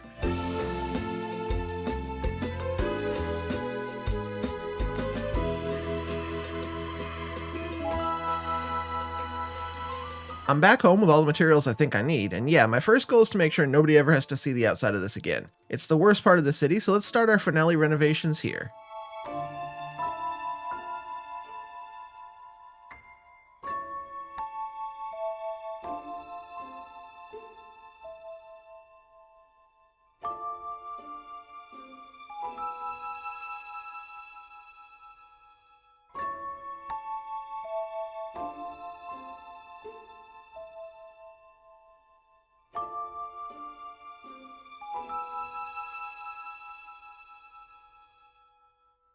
Between streams, I hit the gold farm for a bunch of new levels, and then with the overhang covered up under the new hill section, I spent quite a bit of time blending it into the existing cherry forest at the top. I added pink petals, bone meal to ground for grass, even planting around 60 new trees all to help blend the new terrain into the old, and one day the vast majority of you will forget this ever existed. Alright, let's have a look at that now, and yeah, that's wildly better. The side of the hill is taken from another spot in the world, so I know it looks natural because it's actually natural terrain, and the top only needed to be semi-flat like the rest of the cherry biome, so all in all I think it came out really great. I want to see a quick before and after, so I went into flashback and showed everyone this. See it? After. Before. And after. I'm starting the actual decoration pass with these guardrails and the path from the Buddha statue back to the Lego build because I think it's representative of my plan for the day. My only goal is to spend as much time as it takes to make the city look better. And no, I'll not be completing unfinished interiors in the pagoda, castle, or other builds. That will have to come later. But I will do anything I can to improve the exteriors of the entire finished city. This city started with a plan that looks something like this. I made this after episode 2. You can tell because the floating island is done, but the trading hall is not. Some things have moved around, some were eventually excluded from the final plans, but in general, considering how long ago this was made, it worked out quite well. I was going to do a large heavy wall around the area, which is what the black line represented, but decided that was too much. And that meant the overall idea shifted to more of the main city area, so I don't have the second temple, the something epic, or the gated tower entry. Who knows, maybe we'll revisit that part of the plan in the future somehow. But I guess that leads to something I do want to talk about, which is what makes a project finished. Gemini Tay actually asked this in her Hermitcraft finale, and it did make me think about my own build. Even though I'll spend quite a few hours doing just this little detail work in the city today, is it ever really finished? There are going to be a few hillsides left untouched, trees I could still build, and there are never enough pink petals, wildflowers, and other small plants. So when I say finished, I guess what I mean is if nothing else ever happens here, am I proud of the work and do I believe it's more interesting to start and work on other projects? Or is it more important to keep working here within the city still? And for me, after today, I think it's more important that we keep expanding the world and starting a new project area. I'm interested in how you feel about it though. What's finished to you? Would you have completed all the interiors for this? Or done something else with the city? The other main task that will remain for the few days before 5,000 is to repopulate the city. I'll start that today with the villager breeding, but I can't fully repopulate until we're all the way done, and you'll see why later when we tackle that secret mega project. So let's get into the detailing and decor, starting with a brief list of what I want to accomplish so you can see the full plan unfold. Obviously I've started with the pathways around the Buddha statue and working on the small island. This texturing style, some moss, grass, coarse dirt, plants on top, and a bit of grass, is going to be central to the entire city's new look. I'm going to add as many firefly bushes, torch flowers, bushes, ferns, berries, bamboo, and all the other small decor that I can. Rivers will be decorated with sugarcane, some muddy mangrove roots, coarse dirt, and I need to add plenty of new lanterns and lighting, texture the roads and the paths more, add sheep and cows to the pens in the guild district, and even more than that I'm sure. My biggest remaining project for today is to renovate the staircase up to the Sun Temple, and I've decided not to change too many builds and revamp them as I want a historical record of what my best efforts were at the time, but the staircase is just too incomplete for me. Yes, it was the best I could do at the time, but it's a very visible piece of the city and entirely not good enough now. Oh, and I need to build a small, simple, but very useful farm later. We need a common but unfarmed ingredient for a special project, and you aren't going to want to miss that. Let's get a little bit of texturing done.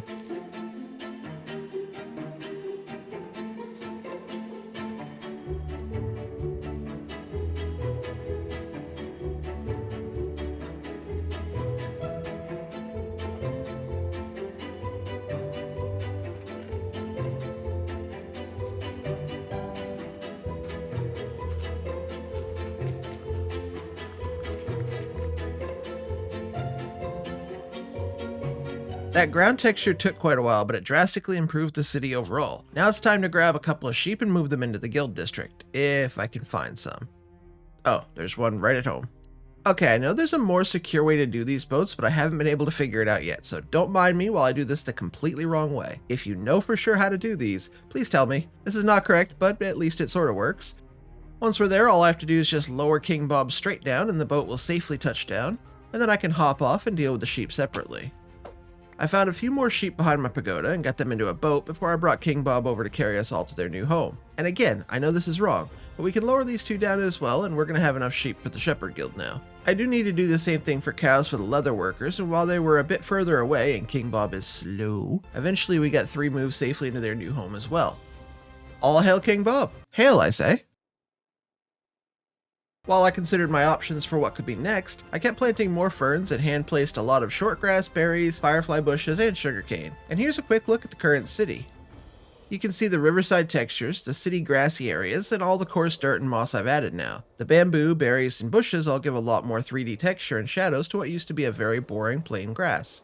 Going back through the already finished areas with bone meal lets me grow large ferns and tall grass where they made sense. I tried to keep the tall grass up against buildings and in low areas so it didn't dominate too much, but up against a building it just looks like it wasn't trimmed that closely. It's not like they had a line trimmer, right? I also remove any flowers I found. While I love to hand place my own torch flowers, pink petals, and so on, I'd rather not have random dandelions and cornflowers in the city. Out further into the town edges, I let a lot more too high grass spawn, as it's not maintained or cut this far out. With as big as the city is, I should have anticipated this, but I did have to reload on resources a few times during the decor work. First for short grass. I know I can bone meal the ground directly, but that often puts way too much grass down when I only want a little bit, so hand placing, while a bit more tedious, gives me exactly the look I want. I also grabbed more bushes as I was using them very quickly, and the next was obviously pink petals as I've used thousands of them. I think them going down 2, 3, or even 4 at a time per single block is why they run out so fast. While I was here, why not grab some more firefly bushes as well? And back at home I needed to also hit the mines to do some digging. I'm constantly in need of diorite, granite, and of course andesite. The andesite will be especially necessary as I start doing the next stage of the city's final pass, the road texturing. While I don't want to do a full renovated texture on every build as I think it changes what I built originally too much, I do want the roads to look a lot less uniform. Adding any blocks to this stone brick can only make it look better, so I decided on a palette with cracked bricks, stone, gravel, and andesite. I tried tough bricks and some other blocks, but ended up removing almost all of them, and then I added in a little bit of mossy stone brick and mossy cobblestone as the areas surrounding the roads are almost always full of greenery, so it made the transition much smoother. I'm also adding more mossy cobble and mossy stone bricks into the river areas, especially around the bridges and pillars. I found a few unfinished walls like this one and finished those as well, then continued texturing underwater to the corners of the builds and the bridge supports. And the greenery around the edges of the road works really well as I think it shows the moss and grasses creeping back into the man-made areas. I really could and did do this for hours at a time. Now let's get all the road texturing done. I asked during this episode what makes a project complete. Now that the city is done and I don't want to do much more except finish a few interiors later, I realize that done isn't really a thing. Some projects will come to a natural end, like the city will in this video, but you could always, and I mean always, go spend another 5 hours in nearly any Minecraft project and keep finding ways to improve it. I guess the question really is, when will you be happy enough with this one to move on to something different? It's a bit like artwork, where done is just where you choose to stop working on it.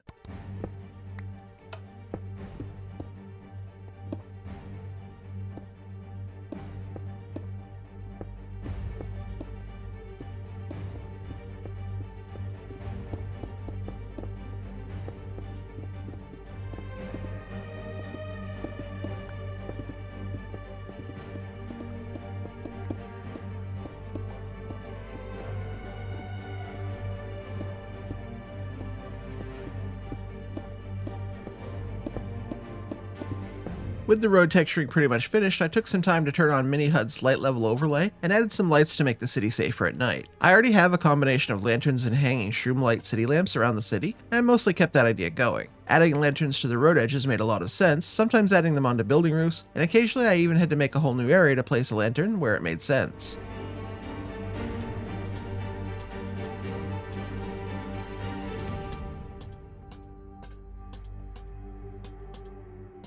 Around the natural areas, I avoided adding extra lanterns or torches and used glow lichen whenever I could. I think of the harbor gate as the front of the city, so whenever possible I placed a lichen toward the back of the city. I know I said I'd try and build from multiple viewpoints, but honestly there's always going to be a front. I do love how lichen can be waterlogged and you can just put it up against the ground underwater though. Glow lichen also works great on roofs to spawn proof a bit without changing much of the overall look, so I went back and added a few stacks there as well as deep underwater where the lichen would actually grow.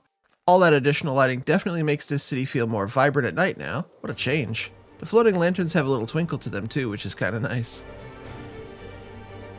And yeah, even from the backside of the build, it's all looking pretty stunning compared to where we were.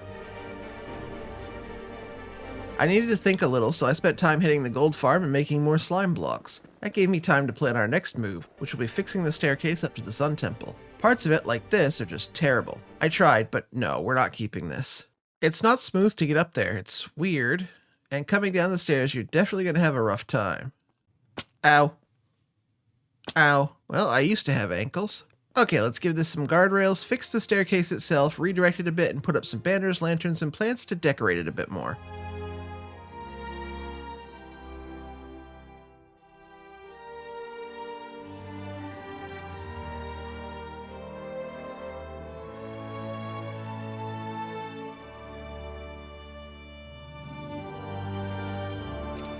Okay, I'm just about done with that, and whoa.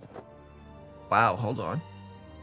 Coming over that so quickly gave us this spectacular sunrise view. Let's enjoy this for a minute. It doesn't get much better than this.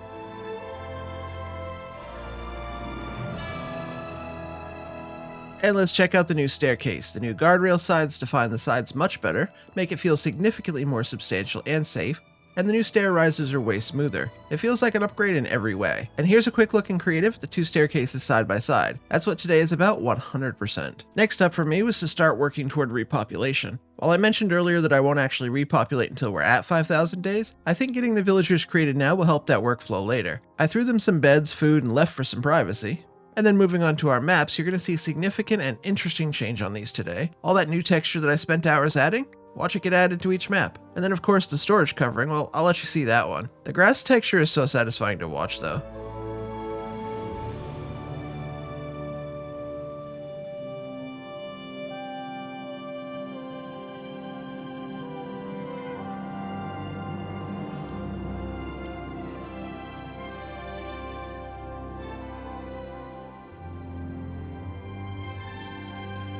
This one's definitely my favorite. Wait for it. Yeah, how good was that one? And this is how the whole city currently looks on the map. From the castle area and the Sun Temple to the residential area, up to guilds, and from the harbor to the Lego build, it's all really detailed, filled in, and textured now. I think it's time to finally move on to our secret mega project. I'm in creative so I can show you the idea here first. Obviously for 5,000 days I'd love to have some kind of fireworks display, but I'm not smart enough to do what most people do and just have a nice simple setup that fires off a few thousand rockets and we call it good. No, I have to be special and very, very extra. Let's get the basics down so we're all on the same page. You craft fireworks by using gunpowder and any dye color. In this case I'm using red, and that will make the fireworks star. And then we put more gunpowder and some paper with that again, and using 3 gunpowder will give us a tier 3 rocket, which flies further up before exploding. I'm going to grab a few more of those now and then I can show you what this very simple firework does. So by itself it will just fire up into the air about 25 blocks and then explode into a small red burst. And the same thing happens when it's fired from a dispenser. When I realized 25 blocks was the max height, that wasn't enough for my plan, so I chose to make these little floating lantern dispensers. They have a calibrated skulk sensor below them, and what this means is if I fire one tier 3 rocket off the ground, it explodes on one of these, which sets all the rest off too, and then they keep firing each other until they're out of rockets. That explosion now happens 50 blocks in the air, which is a heck of a lot better. And by making these into a small schematic, I can now place multiple modules around my city. What I then learned was that fireworks can have modifiers. Diamonds, feathers, and gold nuggets are just a few of the modifiers. And now when I combine the gunpowder and dye but add a nugget, it says star-shaped instead of just small ball. Diamond adds a longer lasting effect called trail, and feathers change the ball shape into a burst effect. Glowstone dust adds a little twinkle, and the fire charges turn the small ball into a much larger ball. But now if I replace those small burst dispensers with this new one, watch how the show changes. It's a much more interesting pattern and it sounds way cooler, it's just very expensive.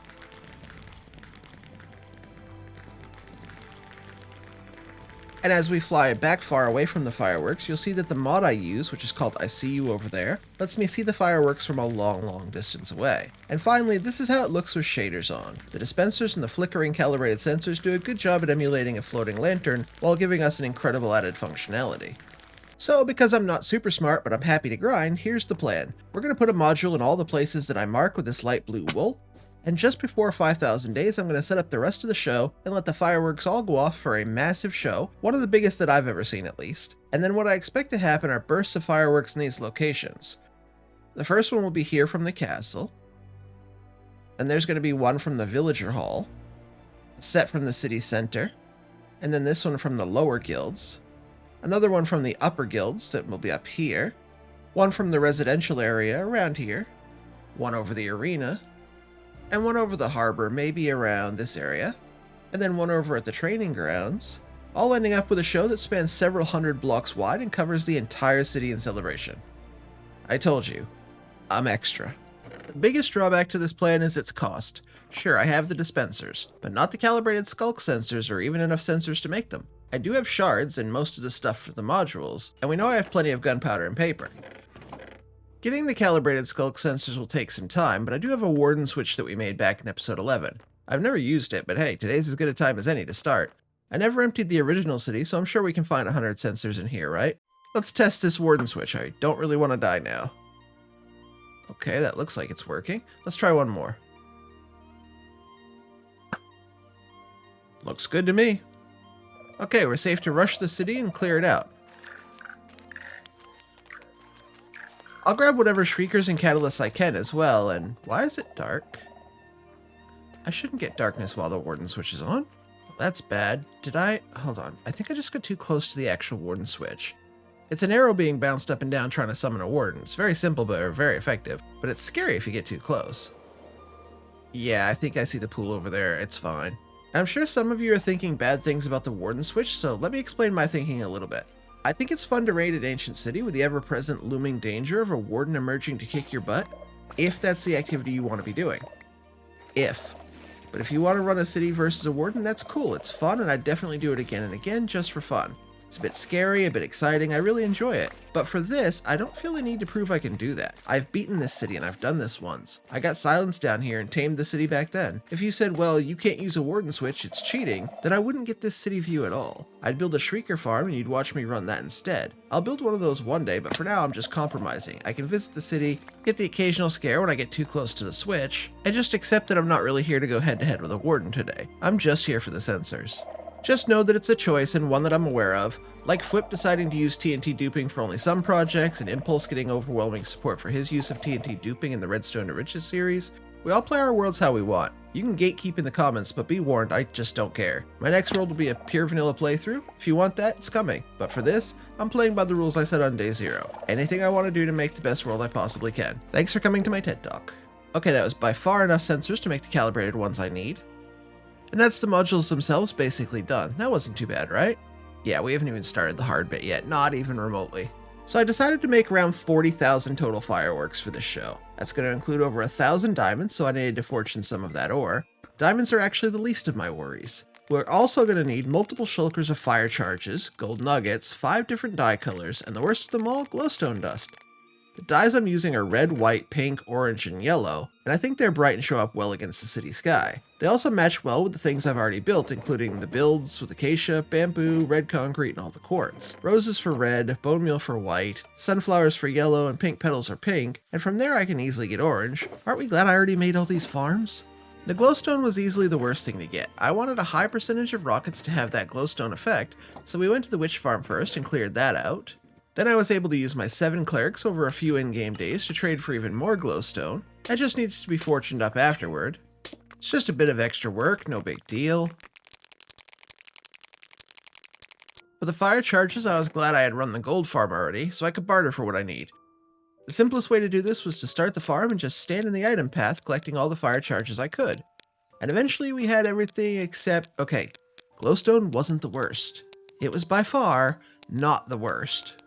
I had thrown hundreds of chicken eggs out in this field to get the chicken jockey disc a while ago, so I thought I'd just looting 3 all the chickens out here and surely I'd have enough feathers, right? Right? So not right. So not right, no.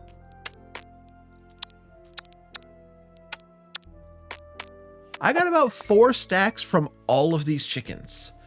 Awkward. So my iron farm constantly has eggs in it from the chickens sitting in the portal above. I hate to do this at this point, but I need to build a farm. For this, I decided to free a couple of foxes from the berry farm. Then I boated one of them to this secluded spot very far from everything and brought him on shore. For this farm, I could have used a temporary or wing it style farm, but I'm building instead Sicarius's looting fox farm, and yes, link in the description, all that. This farm is actually ridiculously good. I had no idea and was just trusting it would work, but I could easily see using this as an early game food source. Free cooked chicken along with tons of feathers? Yeah, this was a no-brainer. Then I had to make our fox friend a new sword. Now I don't know exactly what it was supposed to have other than fire aspect and looting 3, but let's just say he's rocking one that's basically as good as mine. Why not, right? At least once I convinced him to take it. Once I convinced him to take it. Once I took him out of the boat and convinced him to take it. Once I convinced him to take it. Once I gave him some food. Okay, that worked. And then I convinced him to take it. Oh, he's so lucky. You're so lucky I can't kill you. Okay, that took way too long, but once I gave him the sword, the rest of the farm was actually kind of easy. At least once he was in the composter with his looting 3 sword. Okay, that was rough, but that's on me. I don't really understand how to get him in apparently, but it's fine, it's done. And yes, I'm using an observer as a temporary block, don't worry about it. I've lost my mind and I haven't even started crafting yet. With the farm built, I just need to set it up with chickens, and this part was at least fun. Yes, I'm using Tweakaroo's hand restock for this, so you're joking if you think I was doing it otherwise.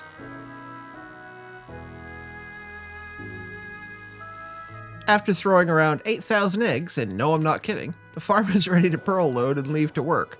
I returned a bit later to see the babies had grown up and started making their own babies. The farm has already produced a couple of stacks of feathers, but I need multiple shulkers. This is going to take a little while, so let's come back later. In the meantime, I did a bit more detailing by adding some muddy mangrove roots in the river, but I was anxious to start crafting the 40,000 fireworks. Curiosity over the farm won, and I was quickly back to the farm to see that it had made almost 14 stacks of feathers by now, nearly 900 total. Yeah, this farm rocks.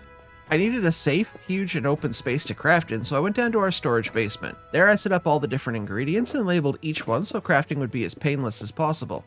At least as painless as crafting 40,000 rockets of various styles and ingredients could ever be. Can you hear the pain in my voice? That's how you know this part's voiceover. I'm still traumatized. I made a list before doing this of all the different rockets I wanted, so while this might look random to you, I was actually working off a list. And while it feels slow at first, as I find my way through, I eventually got much better at this and was going at least a bit quicker by the end.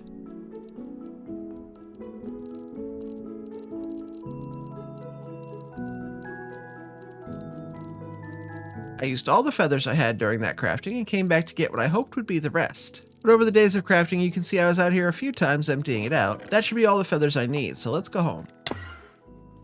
After crafting the rockets, I went back to detailing the city. With some fresh eyes, I saw places I wanted to improve, doors I wanted to add, and even more. The breeder was also in full swing with about 20 new villagers ready to be let loose. The reason I didn't let them out now is because the fireworks dispenser on the ground can and will kill them during the fireworks show, so we'll let them out later. As a nearly final touch, I went and added armor stands to not only some booths, but also to the DJ stand and guards at the castle staircase. The guards, of course, are wearing a bit more protection, and once I update all my mods to 121.10, I'll add the armor stand mod back and be able to pose these properly. At this point, I'm not sure what else I could possibly do for the city. I'm on day 4676, so we have tons of time left before I need to set up the fireworks. So what I think we'll do is call the city finished for now and work on other projects in the meantime. I'm thinking next time we build a bunch of mob and block related farms that would be nice to have, and then after that I can update to 121.10 before we end up at the 5K finale. For now, enjoy a couple of views of the now completed city.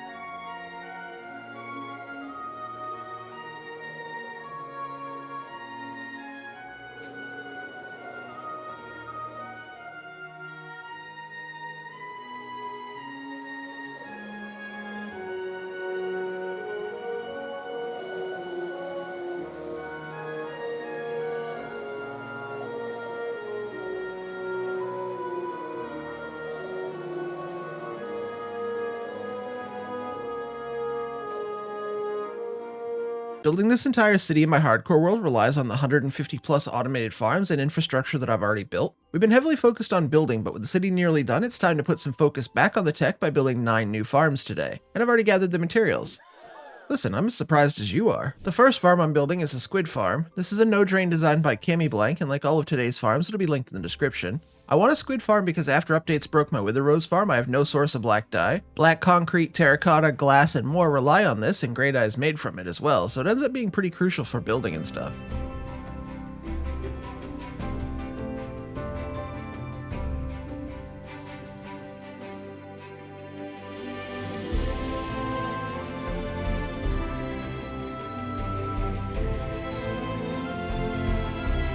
And yeah, I know I said this is a no-drain design and I've drained some of the river around it, but really that was just for my sake in building it. You definitely don't have to do that. The AFK spot up here is fancy, and I probably don't need the water since I have Elytra already. Let's get a little bit more ink though, and I'll show you how it all works.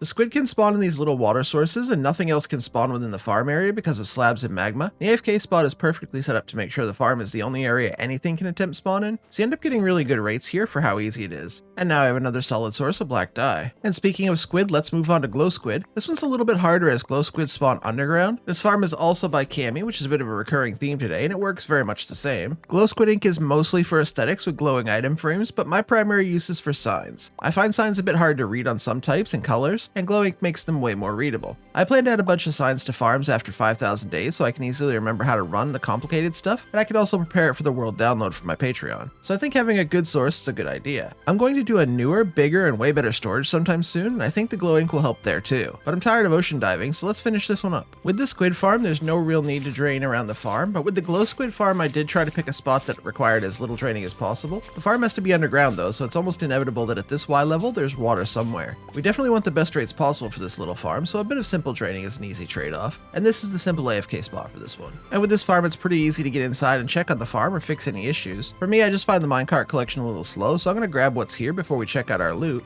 And we ended up with nearly 3 stacks in 5 minutes, which isn't bad. I think I'll stay here for a few minutes to get more though. So those are today's mob farms. This island's getting quite full, but I think for our next project we can go right here. And for this one I want mud. Now I wasn't sure if I wanted a mud converter or an all-in-one mud maker, so me being me, we're going to make both. And if we have a mud converter, we're going to need dirt to put in it, so while I'm here, let's do a dirt farm as well. And we'll start out by clearing out the land and then cleaning it up and building a simple little mud converter. Well, it's a simple build, we'll see if running it is simple later. And for some reason I brought all of the materials to build all of today's farms with me, which is strange, but hey, why not I guess. Anyway, you know the drill, let's build a farm.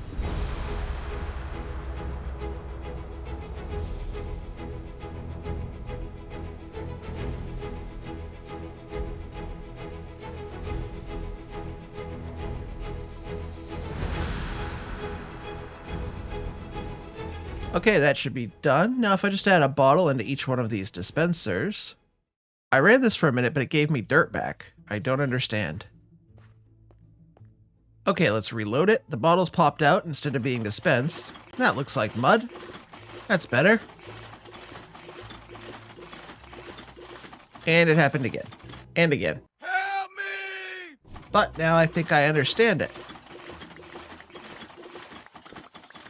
Okay, I do not understand it. Okay, reload it one more time. Yeah, I had to reload it about 4 more times, but it looks like it's working now. The mud is being converted every time. It's a bit tricksy, but the farm just doesn't work if you try and do stupid things like hand restock and fill your inventory with dirt. It only works if you use it properly. Who knew?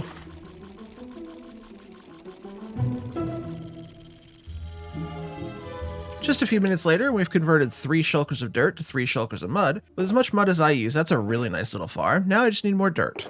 And with dirt farms, you basically have 4 choices. This one, a much more complicated one, a much more complicated one that actually breaks a lot, or pick up a shovel. This to me is the simplest dirt farm that gives even remotely good rates. It's not the single fastest, but for the build effort of this one, it's easily the best for my needs. And I don't need to tell you why dirt's a valuable block in Minecraft, but basically after terraforming around my whole city, I've used most of my spare dirt despite digging and digging in this world. And if you remember the storage cover, I had to start my hand-dug perimeter just to dig the dirt and grass blocks required to finish it. So while early game is all about iron farms and gunpowder, the longer you play, the more you realize that some of the most valuable and overlooked stuff is also the more common. That's why most long-term worlds have a really great source of cobblestone, a mega smelter of some kind, and those who even play later game get this, farming dirt. And the way this farm works is fairly simple to understand. We use a stone generator to create stone. That's what the lava and water do at the bottom. We then bone meal a block of moss to convert the stone into moss, and from there we can grow spruce trees which convert the moss below to podzol. We move the podzol around a bit, but eventually blow it up with TNT, and that gives us dirt. This farm also does use tons of bone meal, but that's no longer a problem, of course. Okay, so that should be it. Let's get it preloaded with tons of bone meal and find out. You don't want this farm running out of bone meal, so I'm just going to fully stock it every time I run it. So let's take a look. On the left is the spruce tree farm component, and on the right is the path where the podzol has made its way around to get pushed through. The water pool collects the dirt broken by the TNT, and it all goes into the chests. To run the farm, I just get into this cart and plant the 2x2 spruce, which is hard to see through my head, I know. Behind me are the leaf crushers, and all that matters is that I get the saplings planted quickly so we can watch the magic happen. And the dirt takes a little while to get up to the TNT, as you can see, but the spruce is already being harvested. By the end of today, I'll have collected almost 3 shulkers of spruce logs, which is very handy for this being a dirt farm. Once the podzol gets into that little cutout window and beyond though, the explosions start creating the dirt we're here to collect. I have particles off so you won't see the TNT explosions, but it means that we can more easily see what's happening and it reduces any lag. Let's move on to what's going to be 3 farms in 1 location. I want this one close to home in this nice flat field. So for the rooted dirt based farms, we're going to be using another cami blank design. And the way this works basically is that an azalea grows a tree on moss and we push the single rooted dirt that it produces out of the way. Then we repeat that. The thing is, this leads us to 3 different possible drops. The first is the rooted dirt itself. Rooted dirt is a great building block for light colored dirt. Most dirt related textures are dark with coarse dirt and regular dirt, but the rooted can really lighten that gradient up for you. And the second is mud. If you wet the rooted dirt, just like regular dirt, you're going to get mud and you can harvest that. That's what I meant earlier when I said mud creation as opposed to mud conversion. We aren't converting 1,000 dirt to mud all at once, but rather one by one creating mud with the rooted dirt. Finally, if you get to the mud stage and then put dripstone on the block below the mud, it eventually converts to clay. And then you can blow all 3 of these blocks up with TNT and harvest them, meaning we now have a very simple way to collect all 3 of these items. And these are very, very simple designs. Rooted dirt farms are historically one of the most toxic to build, but Cami's farms are very simple. If you just need the block to be available, like me, this is the best thing for that. And the mud and clay farms are essentially the exact same design except how we move the blocks to the TNT. I did make a small mistake here when I grabbed one of the clay farm designs as my mud farm design, but we'll fix that later, it's easy. Okay, I'm going to quickly finish these farms and you're going to quickly hit that subscribe button for me, right? Thanks. With all 3 farms now built, I can fill them up and test them out. This back chest is for moss, while the front is for azalea, and the far back ones are for bone meal. A clock on this side starts and stops the farm, and then I just have to aim at this slab and place the moss with the azalea on top. I know, no totem in hardcore, but trust me, I'll be fine. And from my POV, you can see the moss go down, the azalea gets placed on top, it grows the tree with the bone meal and then gets pushed. And from the TNT side, this is what's happening. The rooted dirt and oak are both being harvested while the tree above never moves. This keeps it all very simple, very easy to understand, and while it's not the most oak per tree, we don't really need that in a rooted dirt farm. As I mentioned, this is the basis for how the other 2 farms will work as well. And I love the location of these farms because they're close to home but far enough away that I won't see it in my main city pictures. What I don't love about them is that to get more azalea saplings, I need to come 15,000 blocks away back to my tree farms in the perimeter. It's a long trip for a few shulkers of stuff, so we'll fix that later today. After my initial tests, the farms are definitely working. You can see I've already started stacking up clay balls and oak here, but I'm also getting rooted dirt and mud in this one, because I broke something but wasn't sure what. I think it's funny that we built so many great tree farms and a 1,000,000 per hour cobblestone farm, all to realize later that our endgame farms like dirt and mangrove trees and nether tree farm all produce excess cobblestone and other trees. This farm plus the dirt farm earlier are producing excess oak, spruce, and other useful byproducts. Obviously the dedicated tree farm is faster, but having these small sources of extra wood is nice even with the bigger farms already done. And after I removed the dripstone from the mud farm, you can see it's working great now. The mud is pushed into a line, eventually pushed over to the next pistons, which then push them up before more pistons push them out and into the blast area. The oak line that we saw in the rooted dirt farm is now just slightly redirected while the mud eventually comes out on both sides of the waterlogged leaves to be exploded and harvested. I then ran all 3 farms for a while to get more rooted dirt, mud, and clay. Oh no, why is he collecting materials again? Well, the next project on my list wasn't actually even on my list when I started this episode. That's why I need the resources now. These 3 farms require azalea, and as mentioned, it's kind of a pain to get at the moment. Sure, I can get it, and it's good to run that other farm as much as I can, but when I'm just near home, maybe I'm running these and I get low or run out of something, I don't want to have to do a 30,000 block round trip just to get a few saplings. So I decided to build this moss foliage farm by Redstonia. It makes both types of azalea sapling, plus all the other moss foliage like carpet and seeds. It feels like literally every farm I make these days uses bone meal, so why not this one too? Let's fill it up so I can fire it up.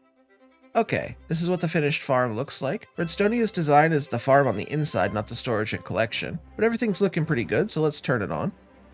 And just from the output alone, you can see how great this farm is. The azalea and flowering azalea are all that I'm keeping from this, by the way. The seeds and carpets are great, but I also get them faster in other places. Back in the farm itself, this is what's being collected. It works quite fast, but it goes through about as much bone meal as you'd expect. It didn't take long to get the first shulker. Now I can start filling up the rooted dirt, mud, and clay farms behind me. Here you can see how much comes in within just a few minutes. Going from almost sunset to just after it isn't very long outside of the game, but look at the drops just pour in. One thing I really love about this foliage farm is I can easily run it while I'm running one of the other 3 farms. Here I'm getting the rooted dirt and moss foliage at the same time. And that's the overworld farms done for today. Not all farms though, we still have a great farm coming. But before that I went back and ran some of the new farms for much longer. More dirt was followed by much more clay and so on. But now I'm standing in the void at Y20. 15. 10. Rad, stop. Okay, thank you. Don't ask me why I bridged out with glass. I should have gone home and got the leaves that I didn't have, but now I was just kind of mindlessly building and yeah, don't mind me, I'll fix it. This is my final farm for today and I'm building a skulk block farm. And no, it won't give me shriekers, sensors, or catalysts, so I'll need to do something for those later. But this gives me a lot of skulk blocks very fast. And yeah, let me get rid of this stupid glass bridge. Of all things, I chose the one block that doesn't even have a dedicated mining tool. I'll come back with leaves and waterlog the entire platform. And there, it's fixed. I know, waste of time, very dumb, trust me, I understand.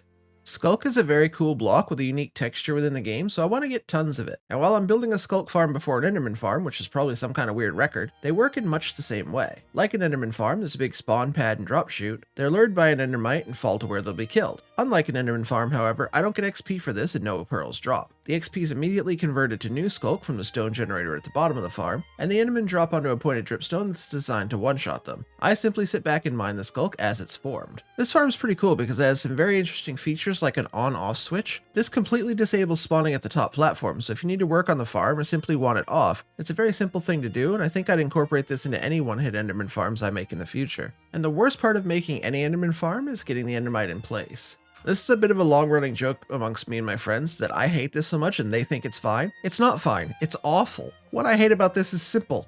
You're literally throwing yourself into a hostile mob, and you probably won't even wear good armor to do it because you're over the void, and you don't know when it's going to appear, and you're taking damage at the same. It's a pretty awful time. I just hate that I can't stand somewhere safe to do this. I hate that every time you get one, it's a huge surprise because hey, you just took some more damage. And I hate that I'm wearing my stupid Thorns chestplate right now, which is in fact a spoiler. Here, experience this with me. We're on a dirt platform directly over the dripstone that kills things, over the void which kills things without our elytra on. Oh look, it's an endermite. Now we have to get him name tagged before putting him in this cart, before pushing the cart into him before he dies to my... and he's dead. Let's do it again because it was so much fun the first time. And you shall be problem child too, because your brother was a problem. And this time I guess I'm going to make an unenchanted iron chestplate to wear over the void. Yes, I'm a weak man baby who can't play a horror game because I'd cry real tears. So what? Okay, as we get the second one going, I'll tell you, I'm kidding around a bit and being a bit overdramatic here, but just barely. I really do hate getting the endermite and minecarts in a 2x1 space over the void. I know I'm not really over the void, but all it takes is a split second of being a bit dense, then I jump off and plunge to my death. I've seen many really great players forget they had a chestplate on and die in long hardcore worlds. Unless I have a secret stasis chamber inside an end pillar or something. And there we go, the problem child is in place and I can safely remove these blocks and never look at this iron junk chestplate again. And our skulk farm should now be done and functional. Let's give it a run. Okay, so funny story here. There was an entire section of footage of me running the farm, collecting blocks and whatnot, all fully done. My editor forgot it, and when I reviewed the footage early one morning, I didn't even notice. So yeah, there's meant to be a segment of me actually running the farm, but both of us dropped the potato here. So there we have it, 9 new farms. Today we got ink, glow ink, dirt, mud, rooted dirt, clay, clay balls, and skulk. Oh, and of course azalea and flowering azalea. The latest Minecraft update, 121.10, should be available in a couple of days, and probably weeks ago by the time you see this. So I think we'll spend some of our remaining days before 5,000 updating and exploring the new copper drop. I'm trying to save 30 or 40 days at the end for the world tour, statistics, and fireworks, but that means we have about 200 days left. Shelves, copper golems, bars, chains, updating storage, and maybe some trial chambers next time then. I'll see you later. Minecraft's Copper Age update just dropped and I couldn't resist, so I'm updating my entire world to 121.10 and today we're diving into every new feature, item, and game mechanic to see what really changes my game. Before we step into the new age, I've still got a few things to finish up here in 121.8, one last round of farming, a few upgrades, a few fixes, and then it'll be time to move forward. What survives the update and what doesn't? I don't know, let's go find out. The first thing I need to do is fix something that will definitely break when we update, and that's my ender pearl stasis chambers. I learned that in the new update, pearls bounce super high and will hit the trapdoors that I have here. They're also much easier for mobs to trigger. So I'm going to disable this one and we can easily fix that. Actually, in this particular case, I'm not even sure I want to re-enable it right away. Do I need more chicken and feathers at the moment? Yeah, probably not. But I do have at least one major problem before I update. My entire storage system is going to break in 121.10. I'll explain and then we'll work out the fix. I'm going to use a mod called MiniHUD to pull up the spawn chunks within my world currently. Let's see what that looks like. So the area inside the green box here are the spawn chunks. Redstone works within this area at all times, and even though it's not best practice, I used the spawn chunks to keep my storage loaded, at least for the last 4,000 in-game days. I placed the storage to fit so I didn't have to sort out a bunch of chunk loaders that would ruin my future plans. But as of the copper update, the spawn chunks are going away and will no longer exist at all in any updated world. What this means for me in practice is that my storage will immediately break if I update, and then try to sort items. The second I leave, go through the portal, or unload this area, it's game over for the system that keeps my entire world functioning. Now you see the huge area that I have currently loaded. One reason Mojang is making this change is to reduce lag, and they're right, it definitely will. The game should run much smoother in 121.10, and we'll check on that later, but it does make sense. We're going to reduce from having 500 plus chunks loaded to my current plan, which will load about 64. That's almost 450 chunks that are no longer permanently loaded, which can only help my world run smoother. But I didn't plan for this, so you'll see that my storage wings are all within the 3 chunks on each line. This is far from ideal, but it'll work. My plan is not to create a large interconnected network of portal-based chunk loaders down below the storage. I have a future project plan that would potentially be ruined by those portals. What I do want to do is use the new ender pearl stasis chamber chunk loaders to keep my entire storage loaded all the time, even after the update. Is this ideal and perfect? No, it's not. In an ideal world, my main storage would be tied to the chunk loaders with an on-off so that when I wasn't sorting items, the storage could just turn the chunk loaders off and give me even more performance back. This solution will just permanently load everything here. It's not ideal. But my current storage isn't the last one I'll ever make in this world. I have a huge update planned for that sometime in the future. That's going to completely change how I run the world. But until then, this is going to have to do. So that's the plan, now let's actually do it. I'm going to make each one of these stasis chambers with soul sand at the bottom, water source blocks all the way up, and then a trapdoor will be added to the very top. When you throw a pearl and a trapdoor is on the top, this will break. But if you do it with a waterlogged trapdoor in the top source, it completely changes the pearl's behavior and works flawlessly. The trapdoor allows me to then close the hole over and nothing can accidentally trigger the pearl.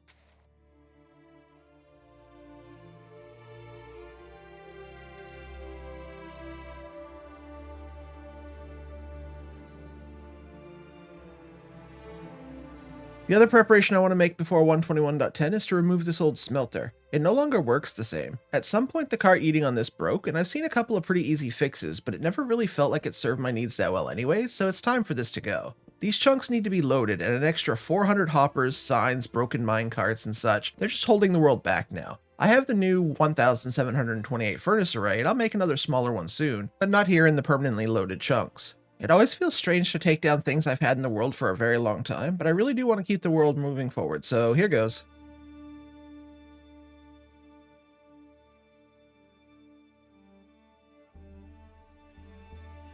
These furnaces were holding a fair bit of XP, which is nice to keep my stuff fully repaired while I mine it out. I saved every block from this array, so at least we didn't lose out on anything here. And yeah, with that gone, it's time to finish off the stasis chambers, check for any other major issues, and update the world. You can see what I mentioned: waterlogged trapdoor, throw the pearl, and close the trapdoor. In the interest of lag prevention, I'm going to do some population control here, but oh, and they're gone. My storage is now loaded and shouldn't break. I also had to fix the shulker farm, which is now done. Now, I used to have a copper farm in this world, but Mojang broke it in an earlier update, so it no longer works at all. That means we need to get our copper in the old-fashioned way, by mining it. I want to find a trial chamber, and this guy knows the way. So after the cartographer gave me the map, I decided to follow it, and we ended up here. Then I quickly dug down, and we ended up in the trial chamber. And normally when I come into one of these, I'm after the fighting and the looting, but today I just need to deactivate these spawners quickly so I can mine the copper. I did consider dropping a beacon down here with haste too, but copper isn't insta-mineable, so I didn't. I know it's a little bit faster, but nah, whatever. Now I do have some copper blocks at home, so maybe you're wondering why I want more. But here's the thing, there's at least one specific recipe that changes in the Copper Age drop, and that's copper trapdoors. 6 ingots currently make 2 trapdoors, or 3 per door, but in the update the recipe's changed to 4 ingots to make 1 trapdoor, which is 33% more expensive. Doesn't sound like a ton until you realize that that means an extra stack of copper ingots for every stack of trapdoors. So with at least a good chunk of today's copper, I do plan to craft trapdoors when we get home. And since the update is copper themed, almost everything new that we can do within the update is related to having copper on hand. I'm sure you've seen it by now, but copper bars, lanterns, torches, chains, and the new copper golem and copper chests all rely on having a lot of copper. And I do plan to add every new item to our storage today as well, so I'm going to need to craft a bit of each of the new things, let them all oxidize and wax some of them. We really do have a lot of copper in the game now, which is kind of nice. And yeah, I'll be here grabbing as many copper grates, trapdoors, doors, bulbs, and everything else that I can while I'm here. Alright, time to go Sonic. Okay, yeah, that's probably a copyright claim. Let's choose something else.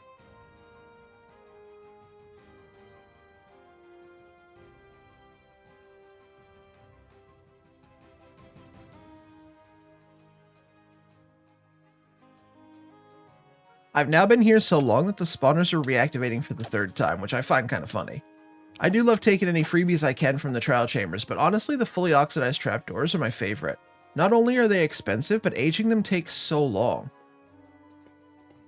Eventually the trial chamber felt as empty as my soul, so I think it's time to go for now.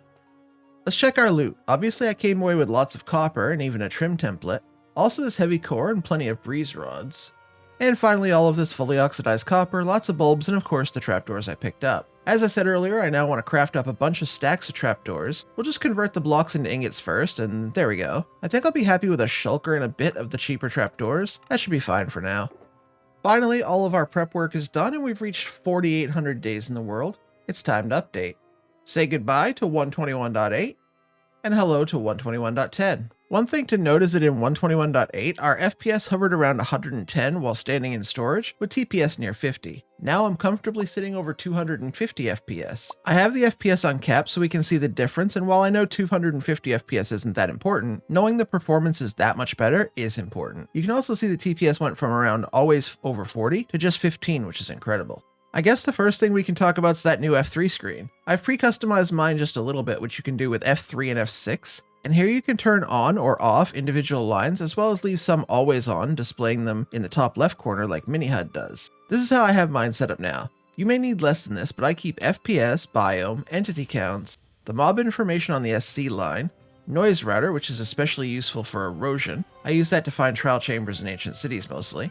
On the right I've kept version, day count, which is now the top right, as well as MSPT and some other data like memory, coordinates, and chunk data. As a technical player, this is the stuff I find useful, but if you're a casual player, maybe all you want is FPS, biome, and coordinates. I like that this is all customizable now, and overall it's a great change. Now this update doesn't have a lot to go out and find. There aren't new wood types or biomes or end updates. Yeah, I said the thing. But we can check out quite a bit of what's in this update right here at home.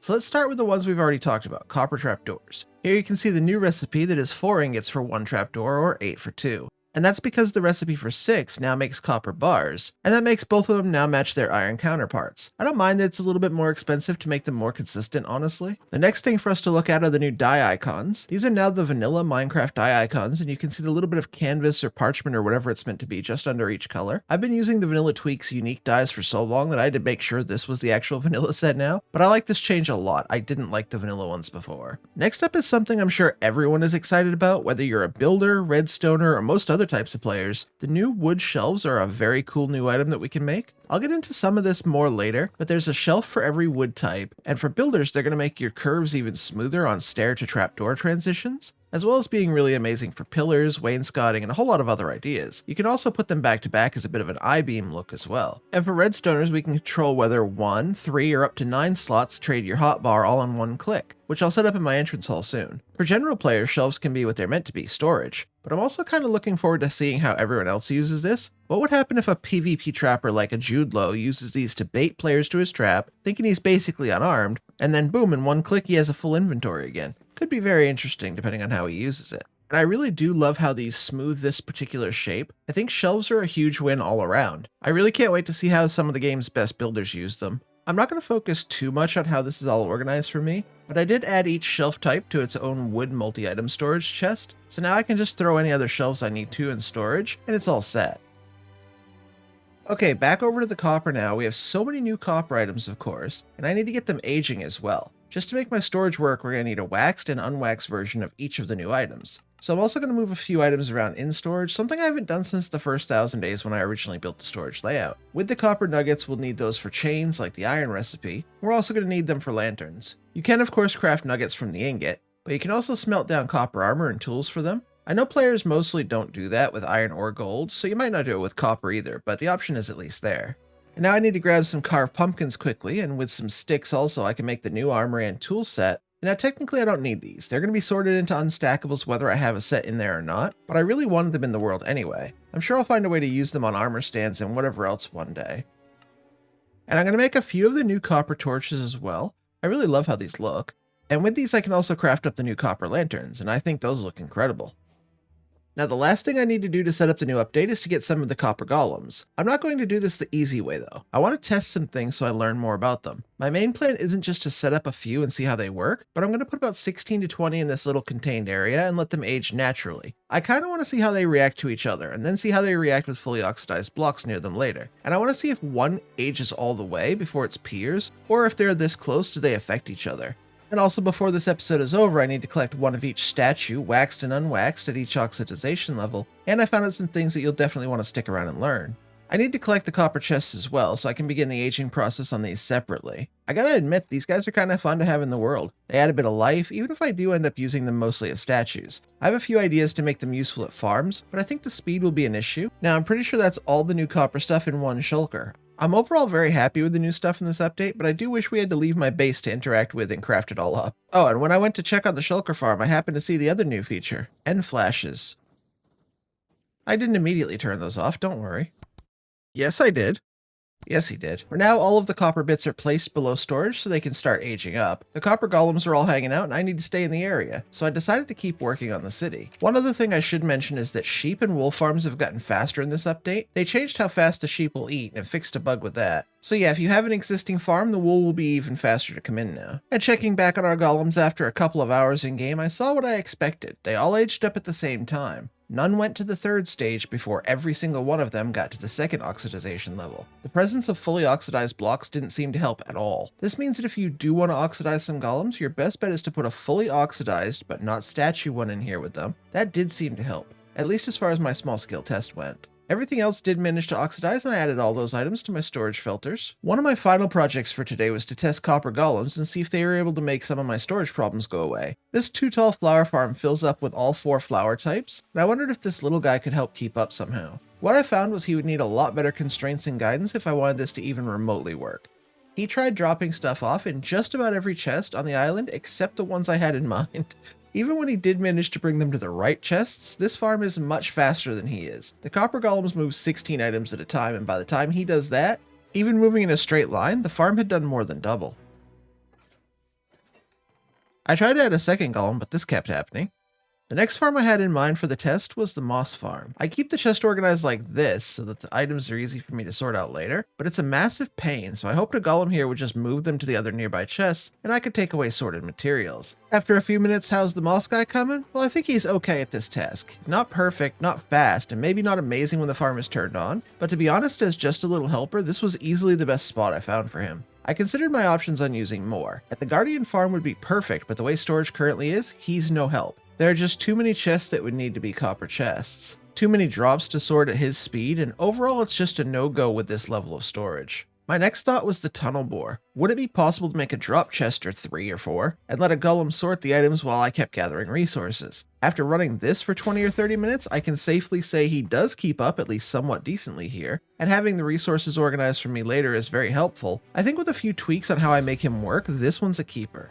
And then I thought I'd have him take on the biggest challenge. Could it keep up with my witch farm? The witch farms make a bigger variety of drops, but in smaller quantities, so I was very hopeful that I wouldn't have to still one day yank this entire storage out and make something a bit more useful. This one was a miserable failure. He just stood no chance. But one I did find useful was the mangrove propagule farm. I only have a single double chest output on this, so a golem moving them out to storage nearby while I run a tree farm separately in the background is actually super helpful. That means I can run the propagule farm for much longer without issues. He doesn't quite keep up, but it's definitely better than not having him here at all.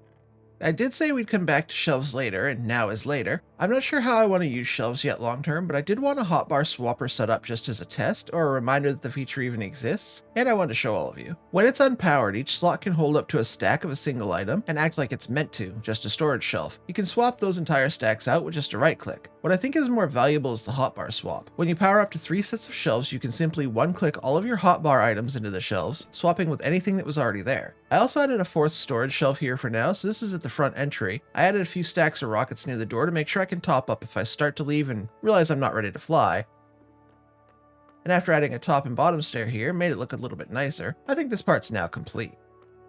I think this has a lot of potential at builds or dig sites where your inventory doesn't need to include everything you normally carry, but you may be better off having multiple pickaxes, but fewer things like rockets and swords. Or at build sites when you carry a whole hotbar of build materials to a roof you're building, you seriously aren't going to need a shovel up there. It's easy and fast to set up and saves time, so I'll definitely use this. And then some storage shelves around my base just added a bit of speed and functionality. I use this pearl fishing rod trick all the time. Having just the rod on a wall with some pearls in there and not everything shoved in a shulker will save me a few seconds every single time I do this. While I waited for the copper golems to fully oxidize, I kept myself occupied around home. This meant brewing new potions, running the slime farm about 6 times, and working on other small crafting projects, but they simply wouldn't age up for what felt like hours and hours. Eventually they moved up, of course, and they all aged up at once again. That gave me an idea. What if I put fully oxidized golems straight into this area? I had waited for hours for the golems to change from stage 2 to 3. Could this hurt?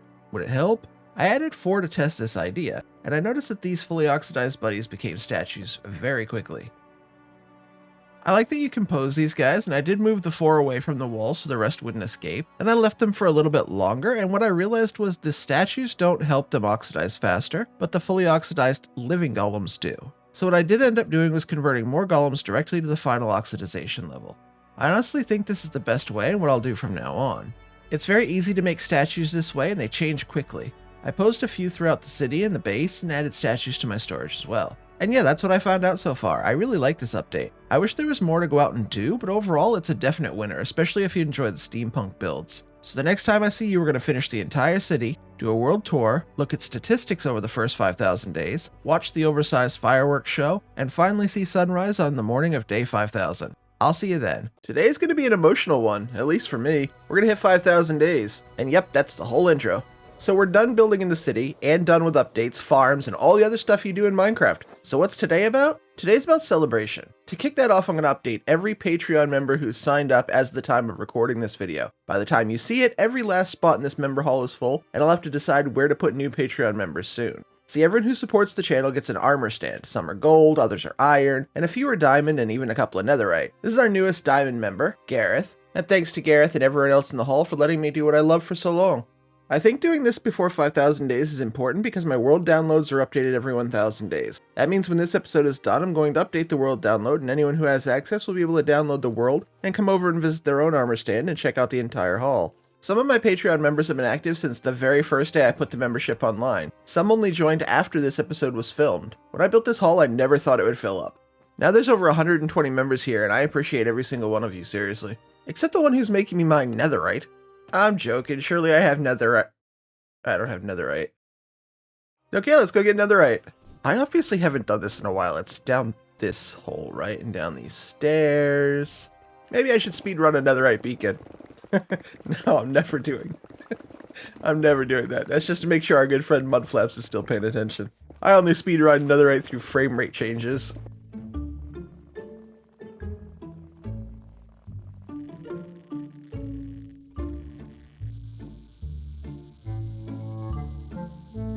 How is this my first piece? Alright, give me that wither boar. Okay, a few half hours later and we have all the netherite for this last armor set.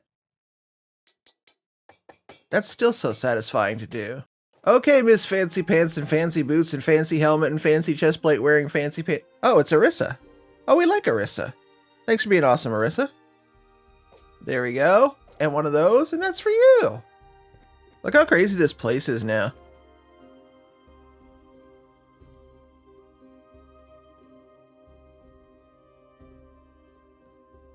I then spent a few days tidying up around the city. I know it's technically done, but what does that mean really? If I want to play with it, I'm going to play with it. I was thinking about future projects and how I want to build a new perimeter soon. That made me think of frog lights, and okay, we're building a frog light farm now.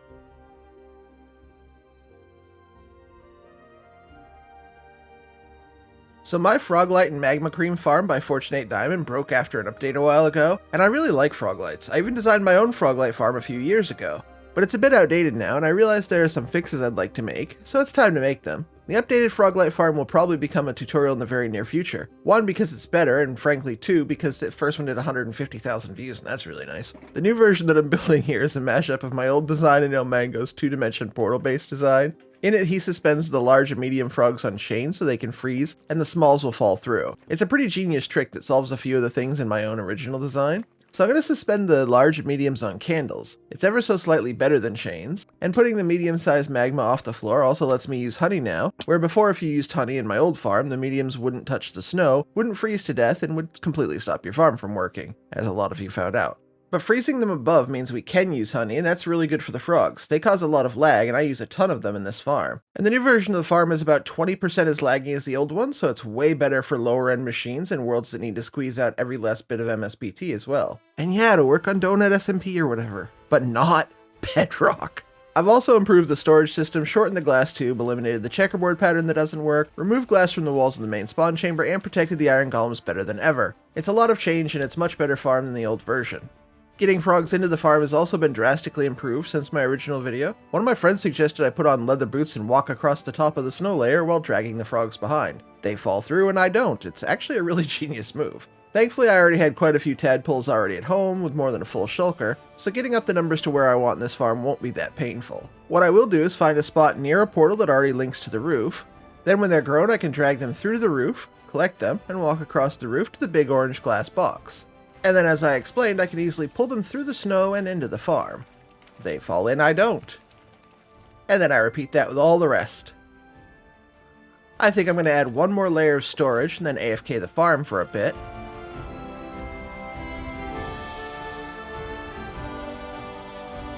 And after a few minutes I think it's clear the farm is working very well and I now have a source of froglights again. At this point it's day 4990. I have 10 more days to play for now. What are we going to do with them? Well, I considered giving you a full world tour, but then that sounded kind of boring because there's so much in this world that a proper world tour would take an hour, and a rushed world tour would feel rushed. So I'm going to show you and remind you of some of my favorite projects in the world so far. It's highlights of the world tour, a tour brag thing. And you see my main storage in every video, but not everyone knows about it. I designed this with one of my friends, Meebin, just before day 1000. It holds 64 items in bulk storage, all shulker loaded like cobblestone, glass, and many more things. This workstations area has everything I could ever need, including a jukebox that returns the disc to storage when the song is over, an infinite water source, and a rocket autocrafter built into the wall. There are 16 automatic potion brewers for all the main potions in the game. Whenever I remove potions, it just fills the barrel completely back up before I even get back to my base. 48 slices of multi-item storage lets me group similar items into one chest when I don't need to store 50 shulkers of it. Like this cherry chest holds all of the non-log and plank cherry items and still has plenty of space. Same with spruce and all the rest. I'd bet about 99% of you have seen this room 20 plus times and have no idea a full level 30 enchanting table is inside. And I'll build a new one someday, but this main storage has been great to me. Technical flaws and all. There are more than 30 farms in this mushroom island, and while I'm not going to go through each one, let's hit a few highlights. The big one for me is this cobblestone farm that produces over 1 million cobblestone per hour. I also really love my chunk-loaded and automatic amethyst geode farm. And this may be a new farm, but it's very underrated. This dirt farm will allow me to do so much more terraforming and landscaping in the future. For unusual farms, I'd point out this Halloween mob tinder. Swipe one way to kill mobs, swipe the other to save them. On Halloween each year, I can use this to try and find the best, most incredible diamond armored jack-o'-lantern and car pumpkin wearing mobs. I tried this year, and failed.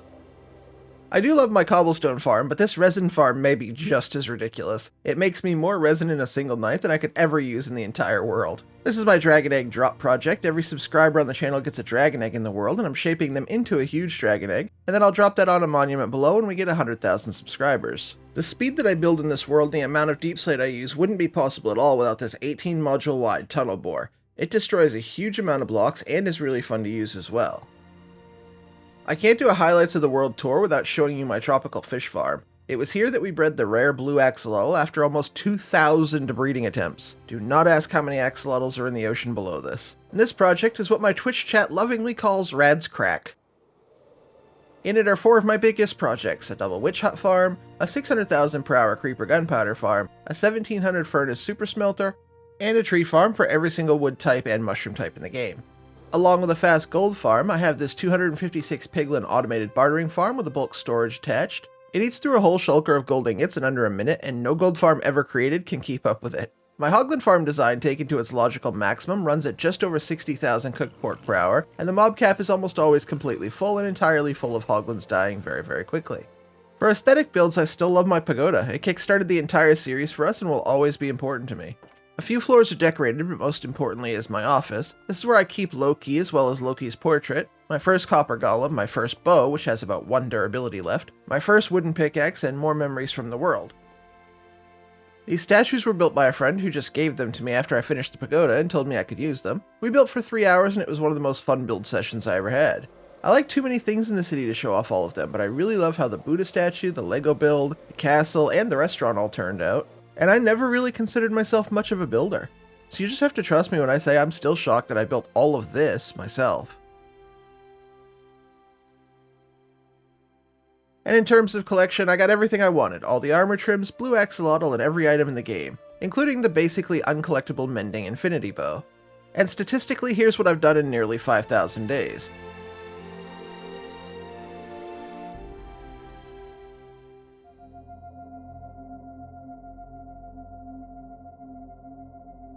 Pause where you want to look, but almost 1 million jumps, 2.3 million mob kills, that stands out. I've played for almost 60 days exactly, or 1,440 hours so far in this world, and have traded with villagers over 128,000 times. I've slept 1,751 times, or about once every 3 days.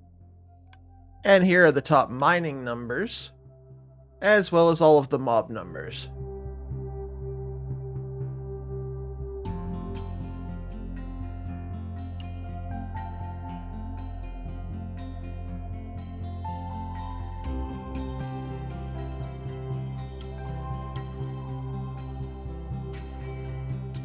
At this point, it's time to go fill all the dispensers with fireworks and let the finale begin. Everything in this world has been overpowered since day 0. I built the pagoda and 5 farms in episode 1. By episode 3 I had almost 20 farms done, and I just never slowed down at all for 5,000 days.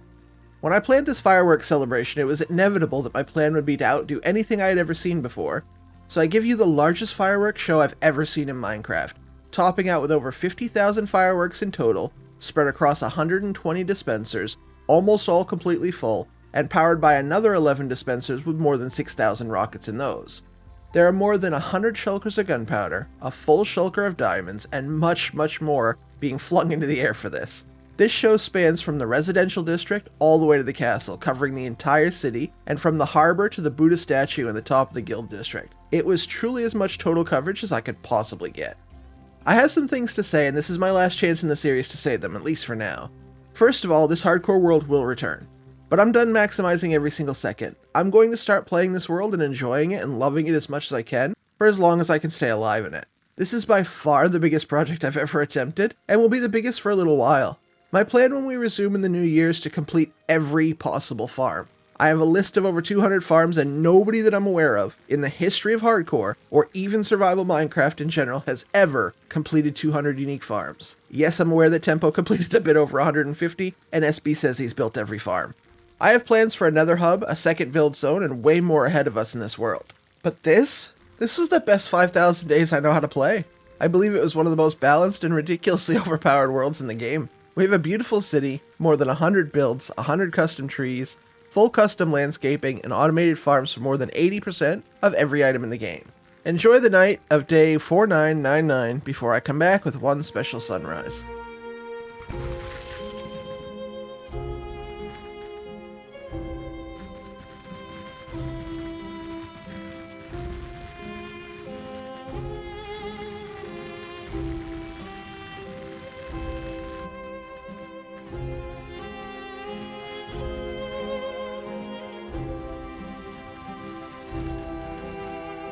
So here we are, back where it all began. I slept in this church on day 0, and every 1,000 days since I've ended here.